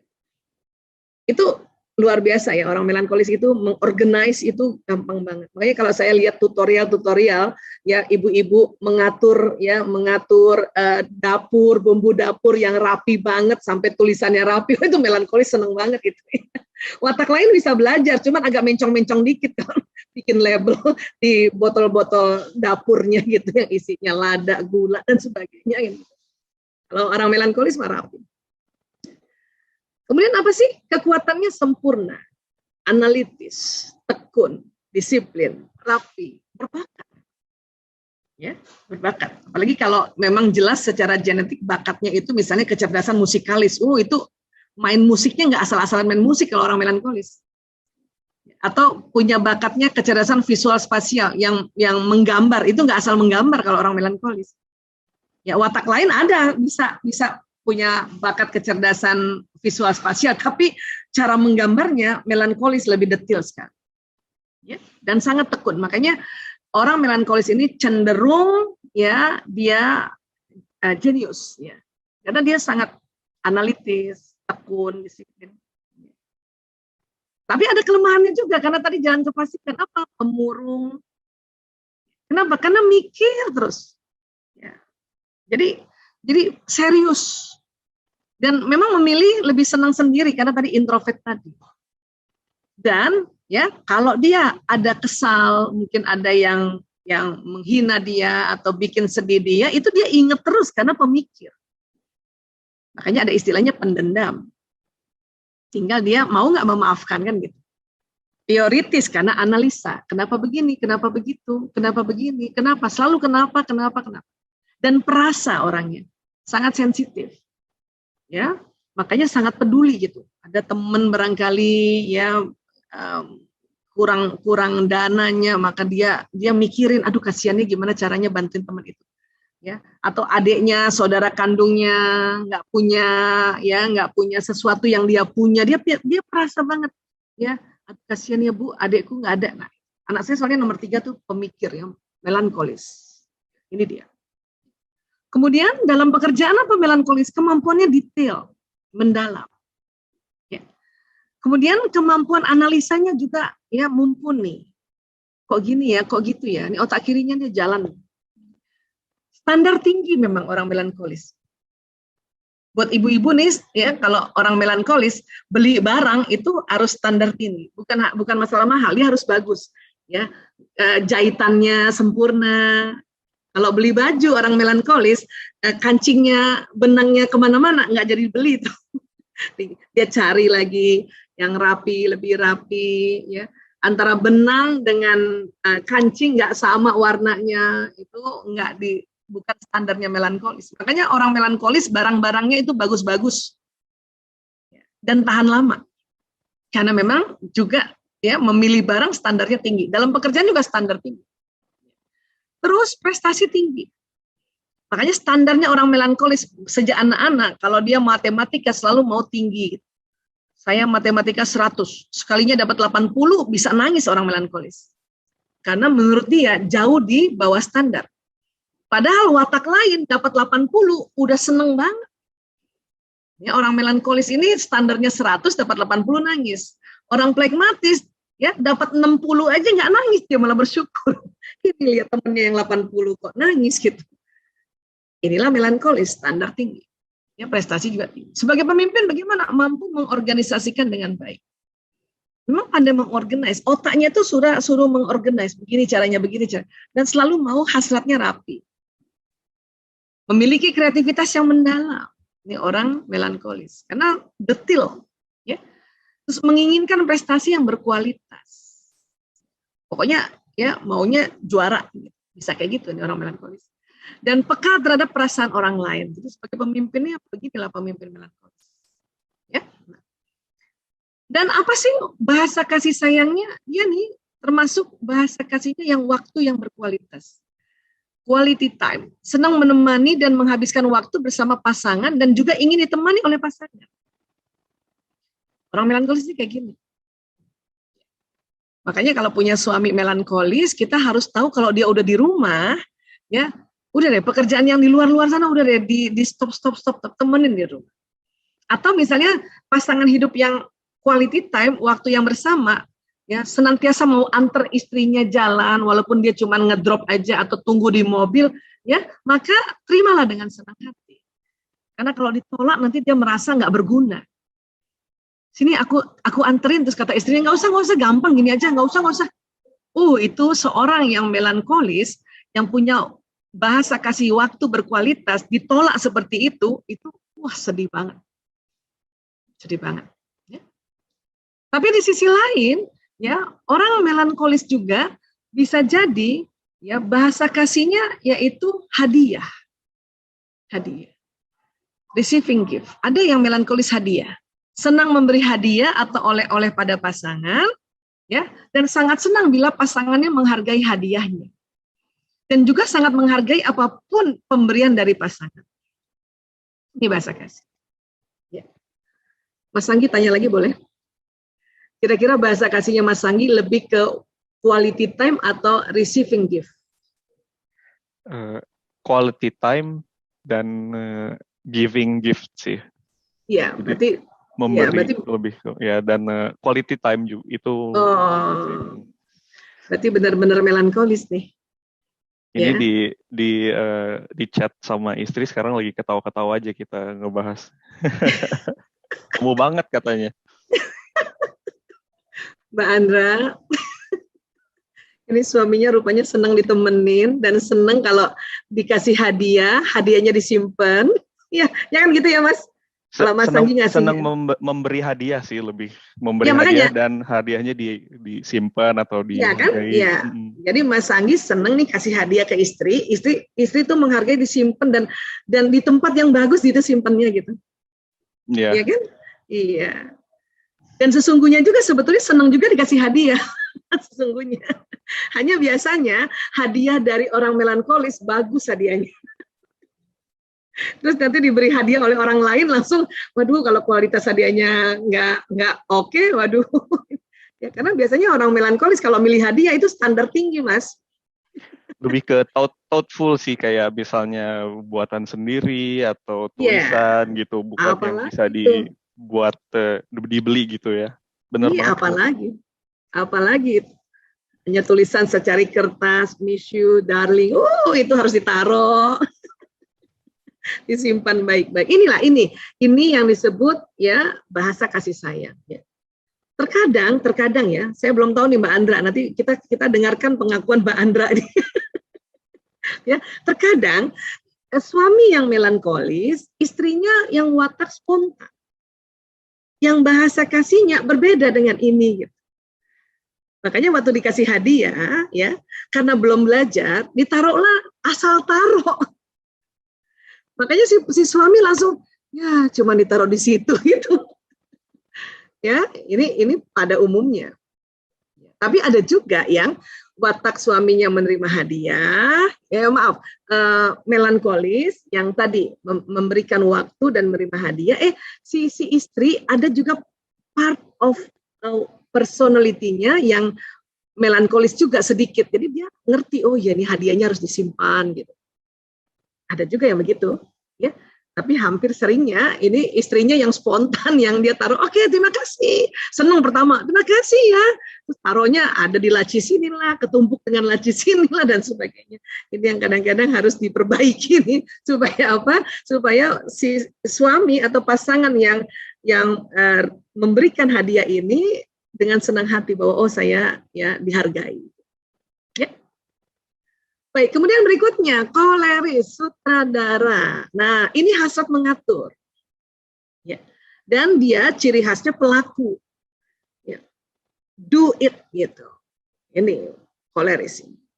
Ya. Koleris ini asal kata dari kole, empedu kuning. Kalau melankolis dari mela, empedu merah. Plekmatis dari plekma, lendir. Gitu. Itu kata Hippocrates. Ya.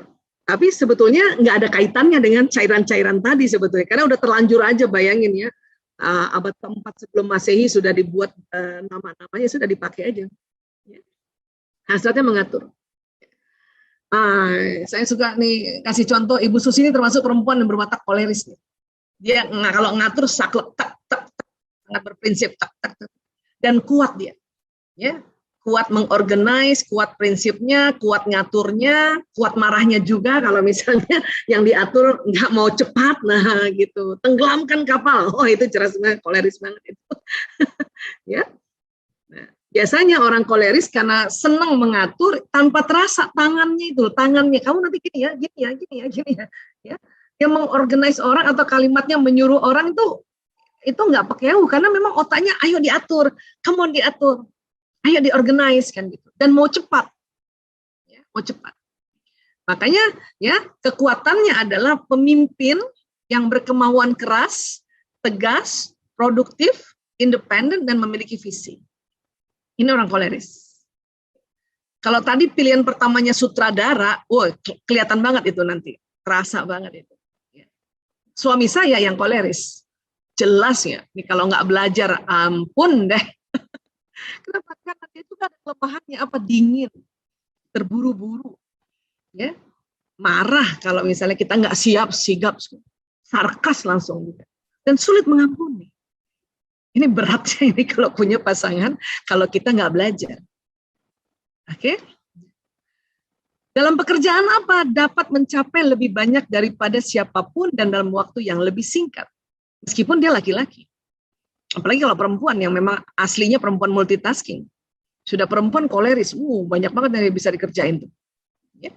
Kemudian berorientasi target, apa tujuannya, apa masalahnya, apa maunya, selalu apa. Saya kalau selalu ditanya sama suami dulu ya, setiap mau bikin sesuatu dia tanya apa. Waduh, ini saya kalau ditanya apa tuh berat banget. Karena saya biasanya bagaimana. Karena pragmatis itu bagaimana, menjelaskan how to-nya. Kalau ini what is. Nah, itu. Dan berkembang dalam kompetisi. Orang koleris makin banyak pesaingnya, kompetisi makin berkembang dia. Sementara orang pragmatis kalau kompetisi dia males, ngapain? Gitu. Ya, nah ini sebagai pemimpin jelas ini pemimpin yang kecenderungan untuk memimpin ini dibanding watak lain ini dominan. Karena hasrat mengatur tadi. Mempunyai naluri yang kuat akan sesuatu yang berhasil. Dia punya insting tuh kuat. Ini bisa nih pasti. Kalimatnya gitu selalu ada pastinya. Bisa nih pasti. Itu jelas seorang koleris tuh. Kalau dikit-dikit kurang lebih kira-kira itu biasanya bukan koleris itu. Tapi kalau tak itu koleris. Ya. Kemudian dinamis dan aktif sangat memerlukan perubahan. Dia cepat bosan orang koleris.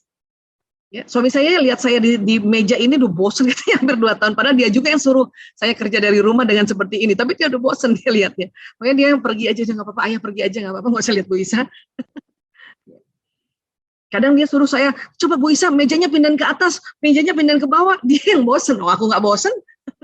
Ya, nah ini yang berbedanya nanti.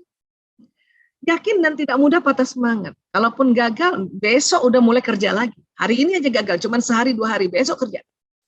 Ini koleris sebagai pemimpin. Ya. Kemudian bahasa kasihnya apa? Pelayanan.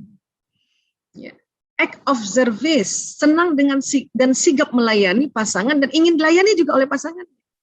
Saya kalau dilayani sama suami dalam artian misalnya saya minta sesuatu gitu ya, ini genteng kamar ini nih misalnya gitu ya, atau eternitnya kayaknya udah mulai lembab nih, besok itu dia layani saya, walaupun bukan dia yang kerjakan sendiri, dia tinggal telepon suruh orang betulin Ethernet kamar saya, gitu. Atau ya AC-nya udah mulai nggak dingin, oke, besok telepon tukang AC datang, bukan kerjain sendiri, orang kolerisnya tinggal nyuruh, ya, karena dia ya bisa mengatur, bisa menyuruh, ini, dan itu ternyata cinta dia kalau dia begitu sama saya.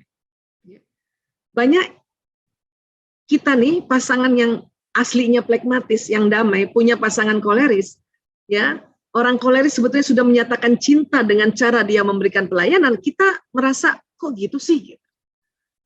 Inilah karena nggak belajar, ya. Dan juga koleris, ada juga yang menerima hadiah. Kayak melankolis, dia bisa ada dua. Suami saya nih, karena dia koleris, saya tahu dia pelayanan juga dan ada juga memberikan hadiah. Sejak saya belajar tentang bahasa kasih 5 tahun yang lalu, maka setiap dia kasih saya jam tangan kah, parfum kah, atau apa, saya harus taruh di tempat yang dia lihat. Jadi kalau habis sholat dia lihat, oh iya, ditaruh di situ gitu. Atau dia selalu tanya, nggak dipakai jamnya? Ini kamu pakai parfum yang mana? Ya, sisir yang mana? Baju ini kan nggak dipakai? Itu akan bertanya kayak gitu. Dulu saya merasa, gitu banget sih. Gitu. Nah setelah belajar, ternyata kalau dia melayani dan memberi hadiah itu dia sayang. Maka dia juga kepengen apa yang dia berikan saya hormati, saya hargai. Ya sudah, senanglah. Satu lagi terakhir, sanguinis, artis, yang pilih artis tadi atau aktor atau pemain. Dia digelari sanguinis. Sanguinis ini asal kata dari sanguin, ini artinya darah. Ya, hasratnya gembira. Dan ciri khasnya pembicara. Orang sanguinis nggak kelihatan kalau dia lagi sedih, karena dia memang hasrat gembira. Ya, ngapain lama-lama sedih? Harus gembira hari ini, gitu. Ya. Nah, sanguinis ini gampang carinya. Kalau ada orang lagi kumpul-kumpul cerita dan dia suaranya paling besar dan ketawanya paling besar, paling heboh, itulah sanguinis. Walaupun di kelompok-kelompok misalnya ibu-ibu gitu. Ya. Kelompok bapak-bapak ada suara paling besar, paling cepat ketawanya, kelihatan ada orang sanguinis. Dan paling heboh ceritanya itu orang sanguinis itu. Ya. Nah, orang sanguinis ini orang spontan. Ya, orang spontan, happy, ya. Kemudian itu tadi banyak teman, cuman itu tadi juga ya, dia sering juga ya saking gembiranya dan spontannya, kelemahannya apa? Sering juga lupa nama orang temannya itu. Lupa di mana parkir kendaraan, lupa meletakkan barang dan sebagainya. Maka kalau kita tahu kita sanguinis, kita harus mensiasatinya gitu. Ya. Saya juga ada sanguinis walaupun tidak banyak ya. Maka saya sering ya julukan nama-nama teman saya dan saya suka ulang-ulang supaya saya ingat gitu. Makanya saya sebut-sebut Mbak Uli, sebut-sebut Mbak Cindy, sebut-sebut ya teman-teman yang lain, Mbak Suci. Kadang misalnya saya ada sambungannya Mbak Suci Lembang gitu ya, Mbak Uli Bremen, pokoknya kayak gitu. Ya, ini dalam rangka supaya cara strategi orang-orang sanguinis mengingat. Dan kalau parkir ya segeralah langsung dihafalin G4 gitu, atau di foto. Sekarang enak kan pakai di foto ya, dulu mah enggak. Orang sanguinis lupa di mana gua parkirnya. Ditanya satpam, Bu parkir di mana? Itu dia, saya lupa. Ya udah kalau gitu Ibu mobilnya apa? Itu dia juga tadi mau naik mobil yang mana ya, lupa. Ya. Nah, itu orang sanguinis. Apa kekuatan sanguinis? Ramah, hangat, antusias, bersahabat, responsif, dan memang senang bicara. Ya. Kelemahannya apa? Ada. Ya, ceroboh, emosi labil, membesarkan masalah, tidak disiplin, egosentris. Emosi labil, orang sanguinis ini cepat ketawa, cepat nangis. Anak saya yang pertama sanguinis banget itu, Mas Lana. Ya, kadang-kadang dia nangis terseduh-seduh, saya kaget, ada apa nak? Ini filmnya Bu, lu kenapa filmnya? Tadi kan ketawa-ketawa, sedih banget filmnya. Tapi habis itu dia ketawa lagi. Itu yang disebut emosi labil. Membesarkan masalah kalau cerita tuh heboh gitu. Tahu nggak itu makanan Bu, bubur ayam yang di tempat klinik aku Bu, itu enak banget. Nah kalau ngomong kayak gitu tuh orang sanguinis. Tidak disiplin memang, kenapa? Karena selalu ingin gembira gitu. Sehingga setiap dia mau melakukan sesuatu ya karena terlalu gembira akhirnya tidak dikerjakan. Nah ini kelemahan dari sanguinis. Kalau dia jadi dalam pekerjaan apa cocoknya? Kreativitas warna-warni. Ada aja idenya. Makanya orang-orang yang sanguinis asli itu menjadi influencer kah, menjadi YouTuber kah, menjadi IO kah, itu cocok banget. Ya. Menjadi MC apalagi itu cocok banget itu. Jadi host itu cocok banget. Ya. Kemudian penuh optimisme. Kelihatan banget orang sanguinis itu. Kemudian lagi berharga dalam hal menggembirakan orang lain. Makanya kalau MC bukan sanguinis, itu acara melempem.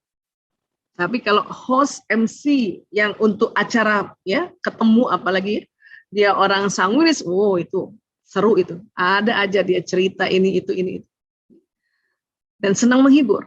Makanya hampir semua pelawak-pelawak yang bukan komika ya. Kalau komika itu pelawak dari melankolis. Ya. Itu adalah orang sanguinis. Ya. Ludruk, lenong, ketoprak, pokoknya yang spontan-spontan itu orang sanguinis. Tapi kalau komika, ya stand up comedy, kemudian Mr. Bean itu adalah ya penghibur yang dari melankolis karena semua harus dicatat, ya ditulis. Semakin bagus tulisannya, semakin lucu dia, ya kayak gitu. Apa? Sebagai pemimpin dia punya kekuatan membangkitkan semangat. Ya. Kedua, menginspirasi orang untuk bekerja. Ketiga, pandai membujuk dan menghibur orang karena dia ini banget ya, sangat-sangat aware pada orang lain. Dan senang membuat kegiatan kreatif dan senang mengajak orang yang banyak. Ada aja kreativitasnya dia. Bikin ini yuk, bikin ini yuk, bikin ini. Gitu. Dan selalu mau rame-rame selalu. Ini sanguinis. Bahasa kasihnya apa? Kata-kata pendukung. Kalau kita punya suami sanguinis, maka word of affirmation ini kebutuhan dia. Senantiasa, karena dia senang memuji. Menyampaikan kata-kata pendukung dan juga ingin dipuji dan didukung. Ya. Ini kalau punya anak sanguinis juga kita pakai cara kayak gini. Karena kalau kita tahu tentang bahasa kasihnya dan kita pakai untuk charge dia punya baterai kasih sayang di otaknya, maka pasangan yang sanguinis atau anak yang sanguinis atau sahabat yang sanguinis, dia tuh luar biasa, dia akan menjadi pasangan atau anak atau sahabat yang very happy dan dia seneng banget sama kita gitu. Inilah watak yang kemudian kita rangkaikan dengan kebutuhan emotional need-nya, yaitu dengan penyampaian bahasa kasihnya. Ya. Nah ini, jadi kalau kita kelompokkan begini, ya bawah dengan bawah, kalau tadi teman-teman ada yang pilih penonton dan penulis skenario, atau kebalikannya penulis skenario dan penonton, ya Anda introvert. Kemudian kalau pilih tadi artis, pilihan pertama artis dan sutradara artis, berarti Anda yang ekstrovert. Ya. Tapi kalau tadi pilih pertamanya artis, pilihan keduanya penonton, atau kebalikannya, pilihan pertama penonton, pilihan kedua artis, inilah yang disebut ambivert. Ya. Atau tadi pilihan pertamanya melankolis, penulis skenario, pilihan keduanya sutradara, atau kebalikannya, pilihan pertama sutradara dan pilihan keduanya penulis skenario, inilah ambivert. Seperti itu. Ya. Adakah bersilang Bu Aisyah watak plekmatis dan koleris? Karena saya tadi pilih pertama penonton, kedua sutradara, misalnya ada yang begitu ya. Atau pilihan pertama saya sutradara, pilihan kedua penonton. Atau silang yang di sini. Saya pilih pertamanya penulis skenario Bu Aisyah, pilihan keduanya artis. Atau ada yang bilang, saya pilih pertamanya artis, pilihan keduanya penulis skenario. Ini bersilang, ya. Berarti satu yang Anda pilih adalah watak bawaan, satu lagi karena pembelajaran. Biasanya karena usia juga. Dan yang suka ragu itu biasanya yang ambivert. Tapi kalau pasangan hidup itu bersilang. Tergantung pilihan dominannya apa. Contoh saya misalnya, saya orang penonton, asli penonton, 85% Bu Isa ini penonton. Suaminya asli koleris. Gitu. Walaupun kami ada di titik pertemuan sama-sama di part of personality kita nih, di dalam ya keping-keping kepribadiannya itu ada di sanguinis gitu. Tapi karena saya dominan sekali plekmatis, maka suami saya koleris. Ini jatuh cintanya karena yang koleris ya melihat saya damai dan saya merasa ada yang bisa memberikan atau mengatur saya gitu. Itu jatuh cinta di awal-awal. 3 bulan menikah, kalau nggak belajar, aduh, kenapa saya disuruh-suruh? Kata si istri yang plekmatis. Kata suami yang koleris, ya, aduh, kenapa pasanganku lelet banget, lambat banget. Saya dulu tidur siang aja nggak boleh, karena dianggap lelet. Padahal saya butuh tidur siang. Kenapa? Ini sebagai orang plekmatis, ya, masuk ke keluarga suami yang cukup keras semuanya, itu habis energi. Kebalikannya juga. Biasanya orang yang dominan melankolis, pasangannya ada sanguinisnya, yang gembira, yang spontan. Yang istri sanguinis, suami melankolis, itu biasanya ya sangat cocok. Ini jatuh cintanya begini. Tapi kalau 3 bulan tidak langsung belajar tentang watak, mulai itu karena sangat berbeda, bertolak belakang, maka dia akan konflik di perbedaan-perbedaan tersebut. Satu mau cepat dan spontan, lalu nggak usah dipikir-pikir, udah maju aja. Satu lagi ntar dulu, kasih waktu 3 hari saya ambil keputusan. Kelamaan, kata si sanguinis. Sanguinis karena mau cepat, mau spontan, kadang-kadang dia berantakan. Maka yang rapiin yang melankolis. Bolehkah itu? Boleh banget. Cuman sekali lagi harus dijembatani dengan belajar sehingga menerima bahwa dia soulmate aku. Kenapa? Karena pun tidak dengan dia, saya misalnya tidak dengan Ayah Toto, maka saya juga dapat laki-laki yang persis sama. Paling casing wajahnya aja yang beda. Ya, bisa dapat koleris gitu. Begitu juga yang lainnya. Ya. Maaf Ibu. Oke, ini silakan, ini udah selesai? Ya, cepat sekali. Sorry malah dikepotong saya udah ngitung. Alhamdulillah Bu ya, banyak sekali nih pertanyaan-pertanyaan dari rekan-rekan kita di Stavanger, di Indonesia dan penjuru dunia nih. Ada juga yang menarik nih yang langsung japri. Karena mungkin pertanyaan-pertanyaannya berkaitan dengan masalah suami istri. Iya, jadi banyak yang ingin anonimus. Saya coba nih, mohon maaf nih kepada yang bertanya, saya kurasi sedikit dan saya gabung beberapa pertanyaan jadi satu. Boleh. Dan juga yang agak off topic saya sisihkan buat terakhir ya Bu ya. Oke, yang pertama nih ada dari anonimus nih ya.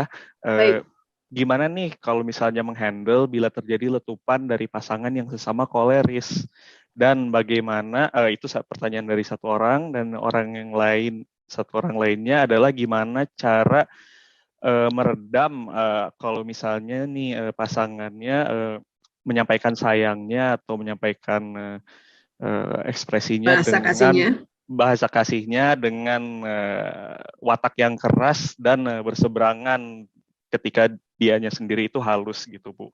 Jadi yang pertama bagaimana menghadapi letupan dua koleris, yang satu bagaimana bertahan dengan pasangan yang wataknya keras dan pemarah, sementara dia sendiri yaitu sangat halus dan nggak suka dimarah-marahin. Ya.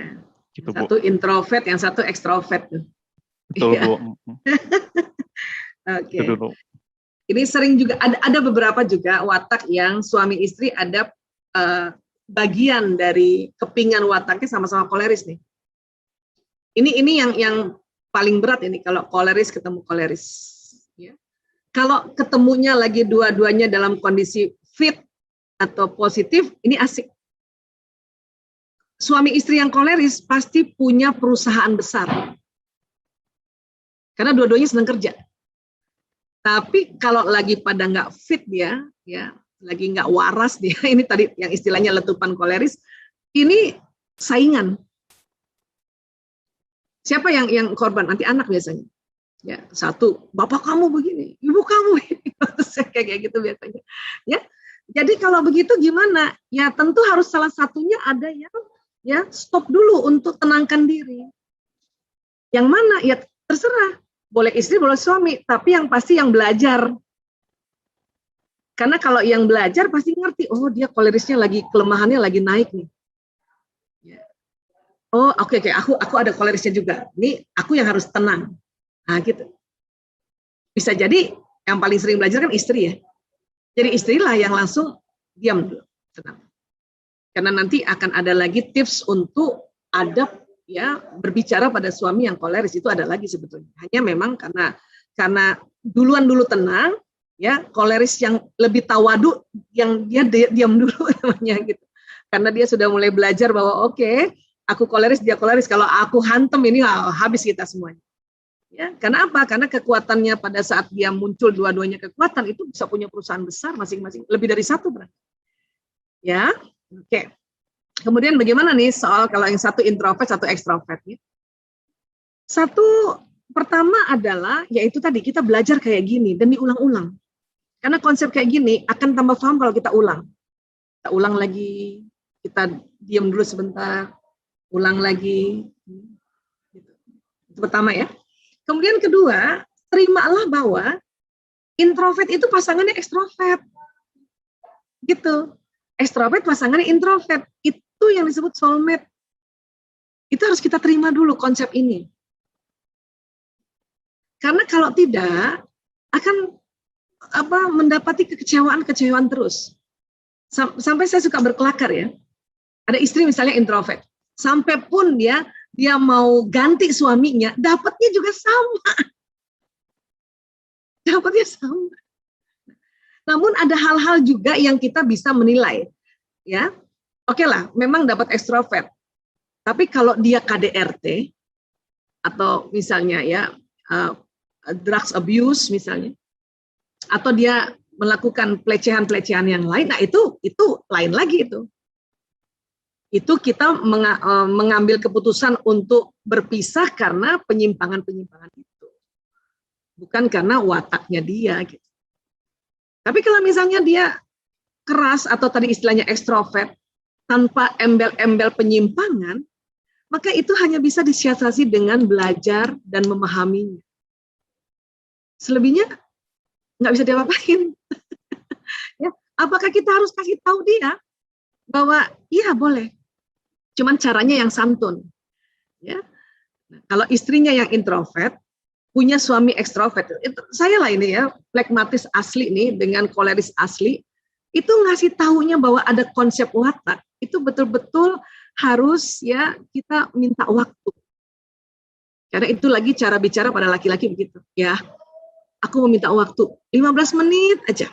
Nanti malam ya, jam 8 malam. Aku mau cerita tentang konsep watak misalnya. Ya. Oke. Jadi saya ngomong langsung 15 menit. Ya, aku baru belajar, ini tahun 99 saya ingat, Pak. Ada konsep watak begini. Aku baru tahu bahwa aku plekmatis, orang damai. Aku baru tahu kamu orang koleris, ternyata kita soulmate. Maaf ya, kemarin-kemarin aku ngeluh. Kenapa? Kamu terlalu ngatur aku. Baru masuk ke situ. Dan only 15 menit selesai, udah. Makasih ya. Suami saya mikir gitu. Oh gitu. Sejak saat itu dia malah tidak menekan saya. Karena diperkenalkan dengan konsep watak. Dan sejak saat itulah saya boleh tidur siang. Tadi aja nggak boleh tidur siang. Dan kalau saya tidur siang memang nggak marah, cuman matanya itu loh.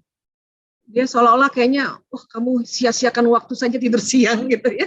Malah saya cuma lele aja, paling setengah jam, 1 jam. Dianggap buat dia itu membuang waktu. Karena orang koleris kan kerja gitu kan.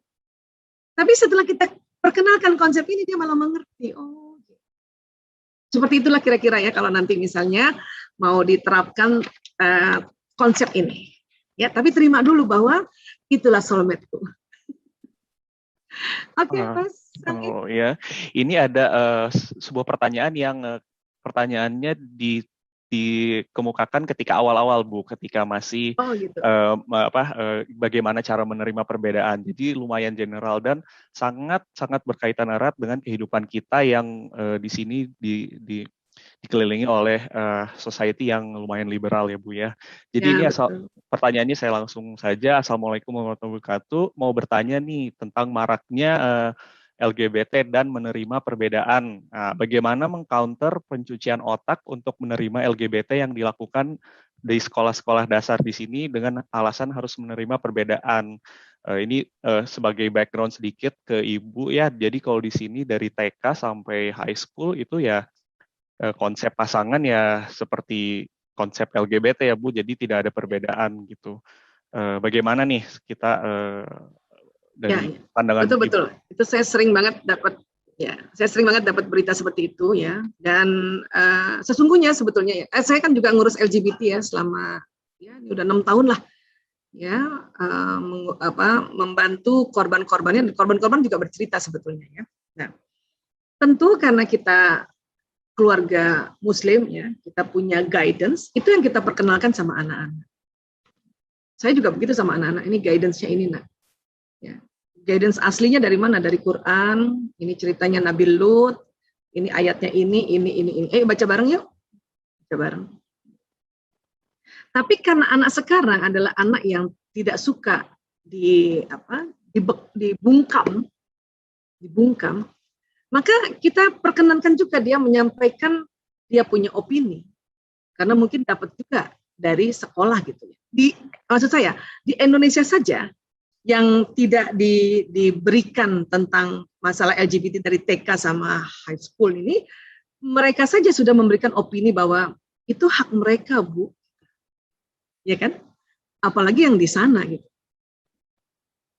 Saya waktu mereka bilang hak mereka, ini juga ketar-ketirin, tangtung juga. Tapi harus tahan diri untuk tidak melabrak, itulah sabar tadi. Terus saya tanya lagi, kalau menurut, terutama anak saya yang bungsu tuh, dia ini banget ya, dia ini banget, vokal, jujur gitu. Dan kasih kesempatan dia cerita. Ya, karena kasihan juga ya Bu, dia tuh kan pada semuanya orientasinya berubah.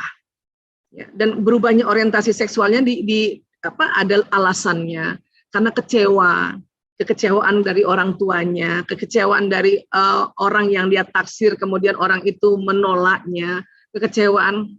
Artinya saya ngerti bahwa anak-anak yang beropini tentang ya kasihan juga orang-orang LGBT ini karena ada kekecewaan, paling nggak dia ngerti sebab akibat.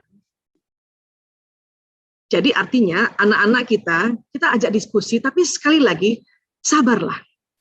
Yang penting sampaikan ini konsepnya begini ya nak, ya ini dasarnya begini.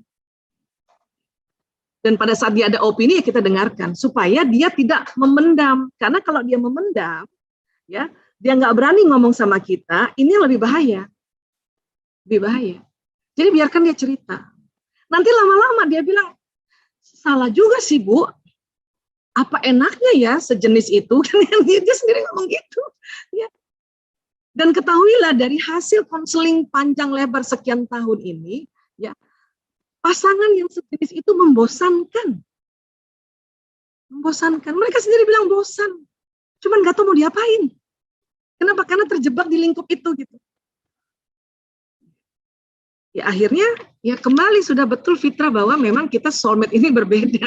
Mulai dari jenis kelamin berbeda, watak berbeda, bahasa kasih berbeda, ya hobi berbeda. Kalaupun ada kesamaan itu namanya beradaptasi, mencoba untuk mengerti pasangan. Akhirnya kita menikmati juga ya adaptasi hobinya pasangan kita atau adaptasi wataknya. Ya, tapi sekali lagi ya bahwa pasangan yang sama jenis kelamin itu betul-betul membosankan. Jadi kayak gitu Mas, saya sih ajak aja ngobrol anak-anak, apa? Daripada dia nggak ngomong, ya kan? Ya. Oke. Mantap, subhanallah sekali ini sangat mencerahkan dari sisi sains dan juga agama tentang menyikapi doktrin-doktrin itu ya Bu ya. Ya, kita yang penting bukakan Quran anak-anak kan dia sudah ini juga kan menganggap Quran itu guidance-nya, kita bukakan aja ini loh nak. Karena gini Mas Sanggi, ada kalau di Indonesia ya, walau alam di sana ya, maaf sekali LGBT itu ada kajiannya loh, grup mereka itu ada kajiannya loh, dan suka maaf potong-potong ayat gitu. Terutama yang Arum 21 itu, ya, ciptakan istri-istrimu dari pasanganmu sendiri itu dibikin berbeda konotasinya. Padahal dari sisi sains pasanganmu sendiri, ya, jenismu sendiri, ya, ciptakan istri-istrimu dari jenismu sendiri itu adalah dari spesies yang sama yaitu manusia. Itu kalau bahasa dari saintis dari biologi kan, gitu. Bukan dari jenis kelamin yang sama kan. Gitu. Itu sering disitir gitu, makanya anak-anak dibukakan ini loh nak, Qurannya kayak gini ya nak, jadi kalau satu ketika kamu lihat ada terpotong-potong, kamu udah tahu lengkapnya. Selebihnya ya diajak ngomong aja, diajak ngomong cerita, bahkan kadang-kadang parade LGBT itu kan kadang-kadang kita suka diskusikan, malah kadang-kadang kita suka senyum-senyum, lucu banget ya warnanya, dan akhirnya juga mereka juga mengerti juga, oh color Mejiku Hibiniu itu menjadi satu warna dia punya geng LGBT ini kita harus juga tahu sehingga anak-anak kalau menggunakan gadget casing atau jam yang Mejiku Hibiniu itu saya biasanya anak Mejiku Hibiniu, oh iya ya. Walaupun Mejiku Hibiniu itu bukan salah, cuman kan mereka menganggap itu menjadi ya warna internasionalnya mereka kan gitu ya. Tapi kita harus tahu juga karena bukan apa-apa itu jadi satu kode juga kan Mejiku Hibiniu tadi. Ya. Seperti itu kira-kira Mas Sanggi. Alhamdulillah Bu. Ini ada satu lagi nih pertanyaan Japri. Bu Boleh. Aisyah mau tanya nih, mewakili seorang kerabat yang suaminya selingkuh berkali-kali dan istrinya memaafkan, kemudian sering menyakiti hati istri dan tidak peduli dengan anak. Nah, itu sampai batas manakah watak dan toleransi itu bisa diterima, dan ya bolehkah istri meminta pisah, dan sampai manakah itu, intinya tuh sampai mana itu bisa ditoleransi dan sebagai kerabat bisa menasehati gitu Bu. Kalau selingkuh dia penyimpangan ya. Bukan watak dia lagi bukan, ya Bu ya. Iya, bukan watak. Itu penyimpangan. Kalau penyimpangan boleh ditimbang-timbang, dipertimbangkan. Kenapa?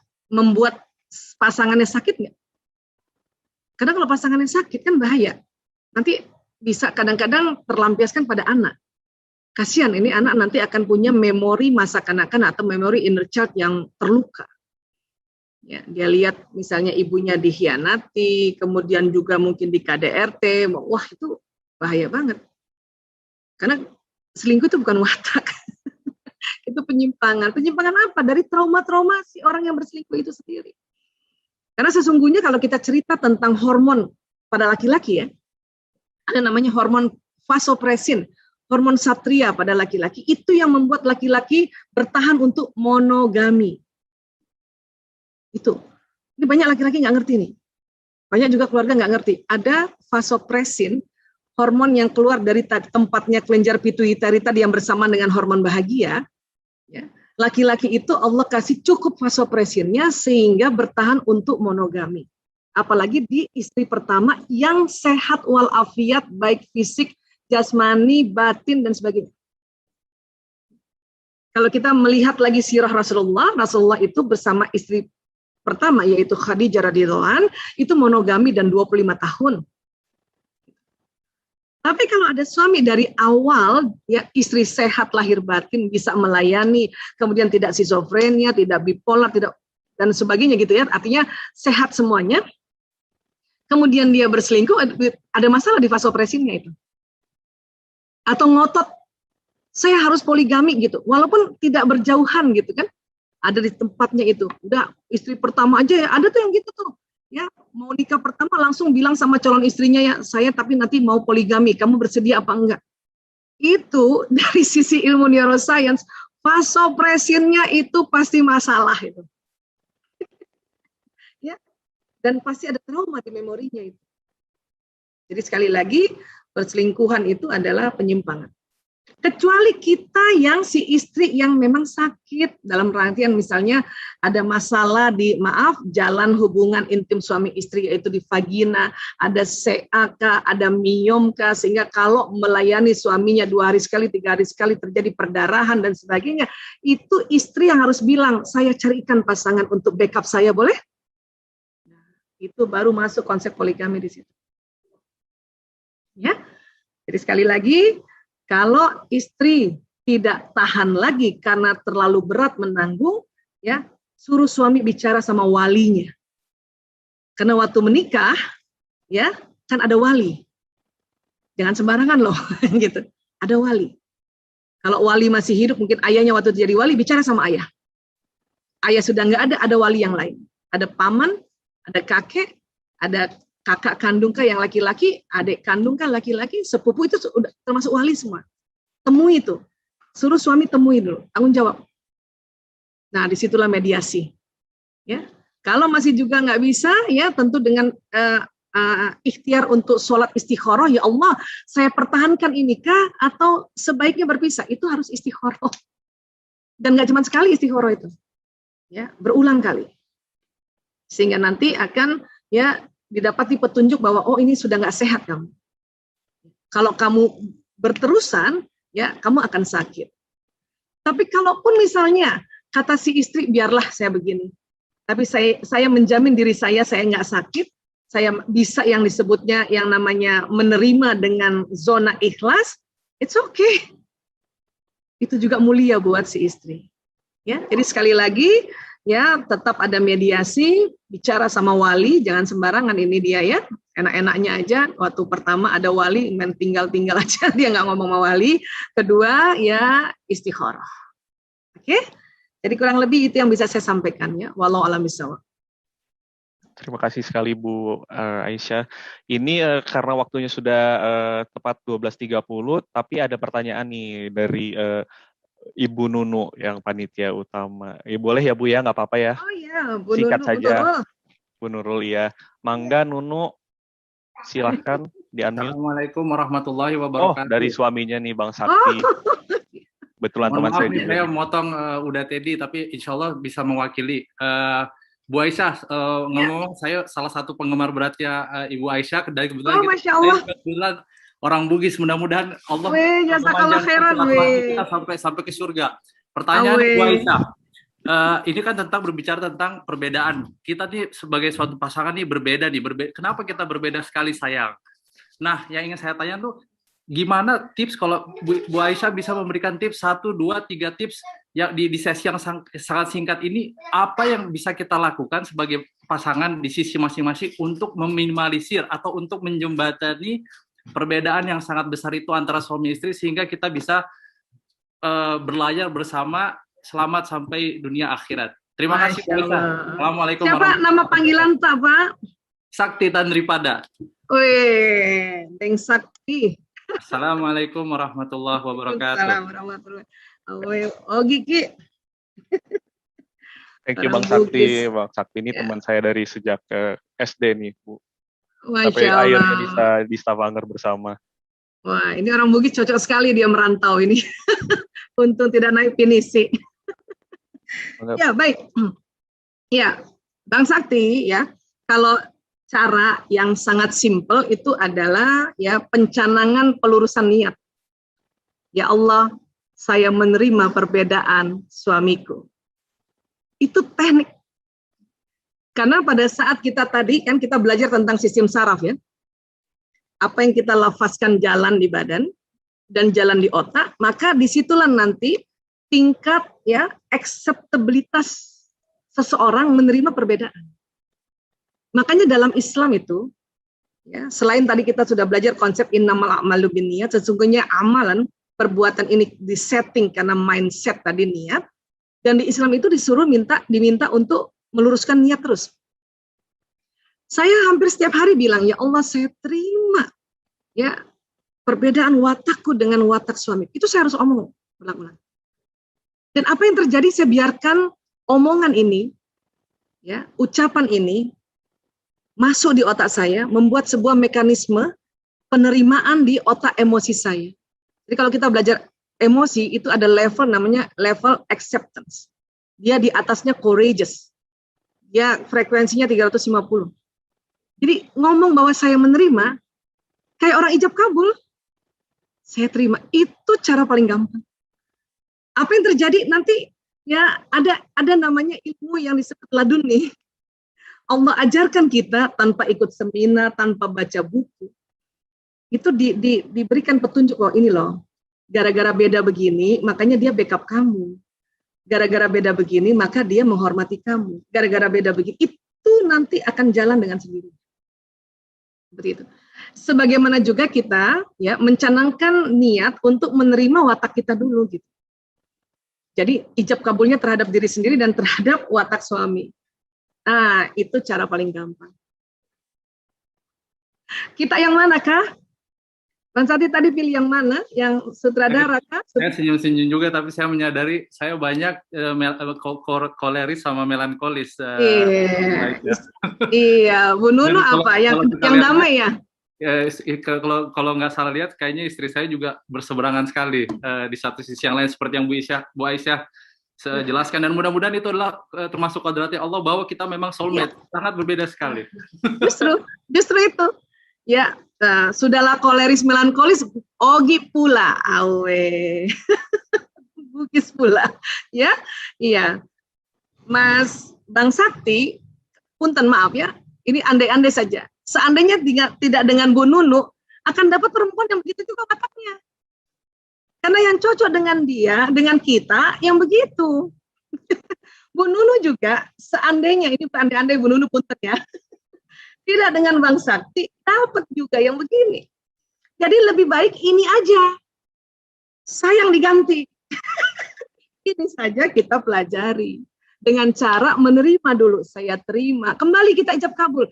Saya terima suamiku dengan ya watak koleris melankolis dengan segala kekuatan dan kelemahannya. Syah. Itulah mantapnya ijab kabul. Dan ijab kabul perlu diulang-ulang ternyata.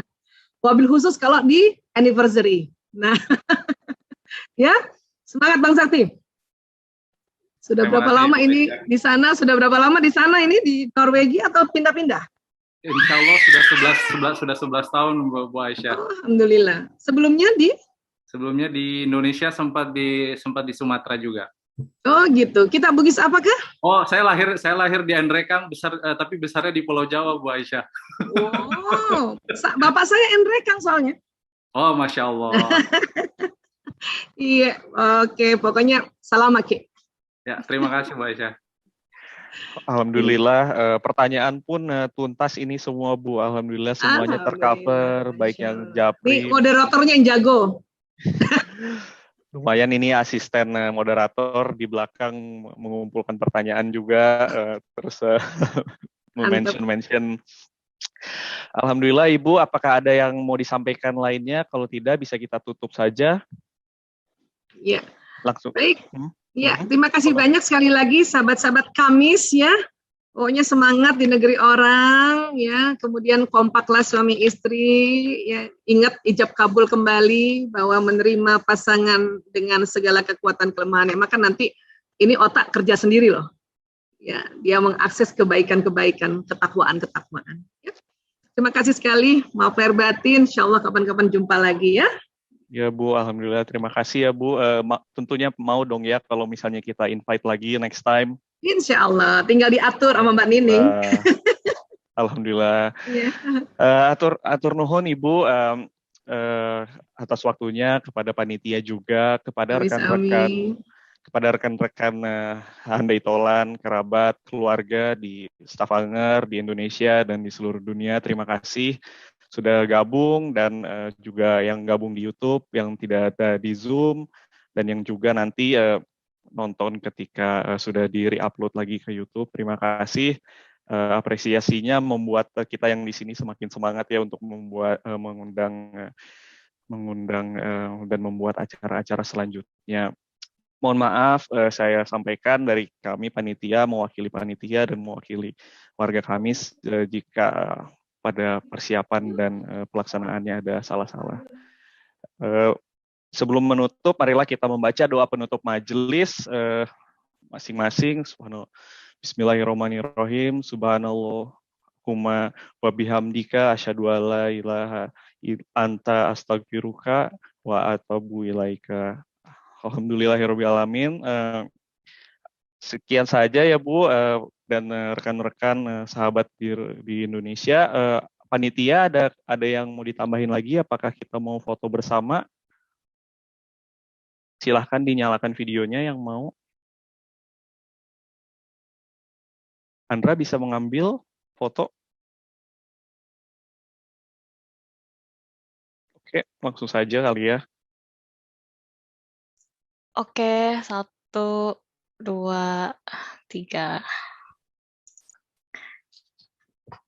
Sekali lagi, 1, 2, 3. Ya. Terima kasih, alhamdulillah setelah selesai kajian kita hari ini. Terima kasih Bu Aisyah dan panitia. Terima kasih juga Mbak Andra, terima kasih. Ini belum kita tanya Ibu. Wataknya nih. Alhamdulillah, nanti aja, jangan dibuka semuanya. Oh, makanya ini kita ada lanjutannya, oke ya. Ya, terima kasih semuanya. Selamat menikmati hari Minggu di tempat masing-masing. Semoga acara hari ini mendapatkan ridho Allah Subhanahu wa taala dan menjadi kebaikan bagi kita semua. Amin amin ya Allah ya rabbal alamin. Assalamualaikum warahmatullahi wabarakatuh. Sampai ketemu lagi di acara kami selanjutnya. Terima kasih. Waalaikumsalam warahmatullahi wabarakatuh. Terima kasih Mas Anggi, teman-teman kami, teman-teman seluruh dunia juga ini. Mbak Uli, Mbak Maya di Kutai itu beliau tuh. Ya Allah, terima kasih. Wah, Mbak Betty di Bandung juga ada, Mbak Astrid Zain, Mbak Anissa, Meilani, ya. Dan ada Mas Teddy dan Mbak Jola. Ini Kamis juga ya. Alhamdulillah ya. Ya, ini kepala sukunya Uni Jola sama udah Teddy. Alhamdulillah. Semangat. Terima kasih Mbak Uci sama Anandanya. Alhamdulillah. Terima kasih banyak. Ada juga teman dari Jonggol. Jonggol tuh Eropa sebelah mana Mbak Indri? Ya, ada juga siapa nih? Mas Wibi dan Mbak Lulu ya. Ada juga Mas Sangga ya, betul ya? Sangga dan Mbak Pidi gitu ya namanya ya. Ini ada Mas Sanggi, ada Mas Sangga gitu ya. Beda A sama I nih. Terima kasih ada Mbak Kenny juga nih dari Makassar nih Mbak Kenny.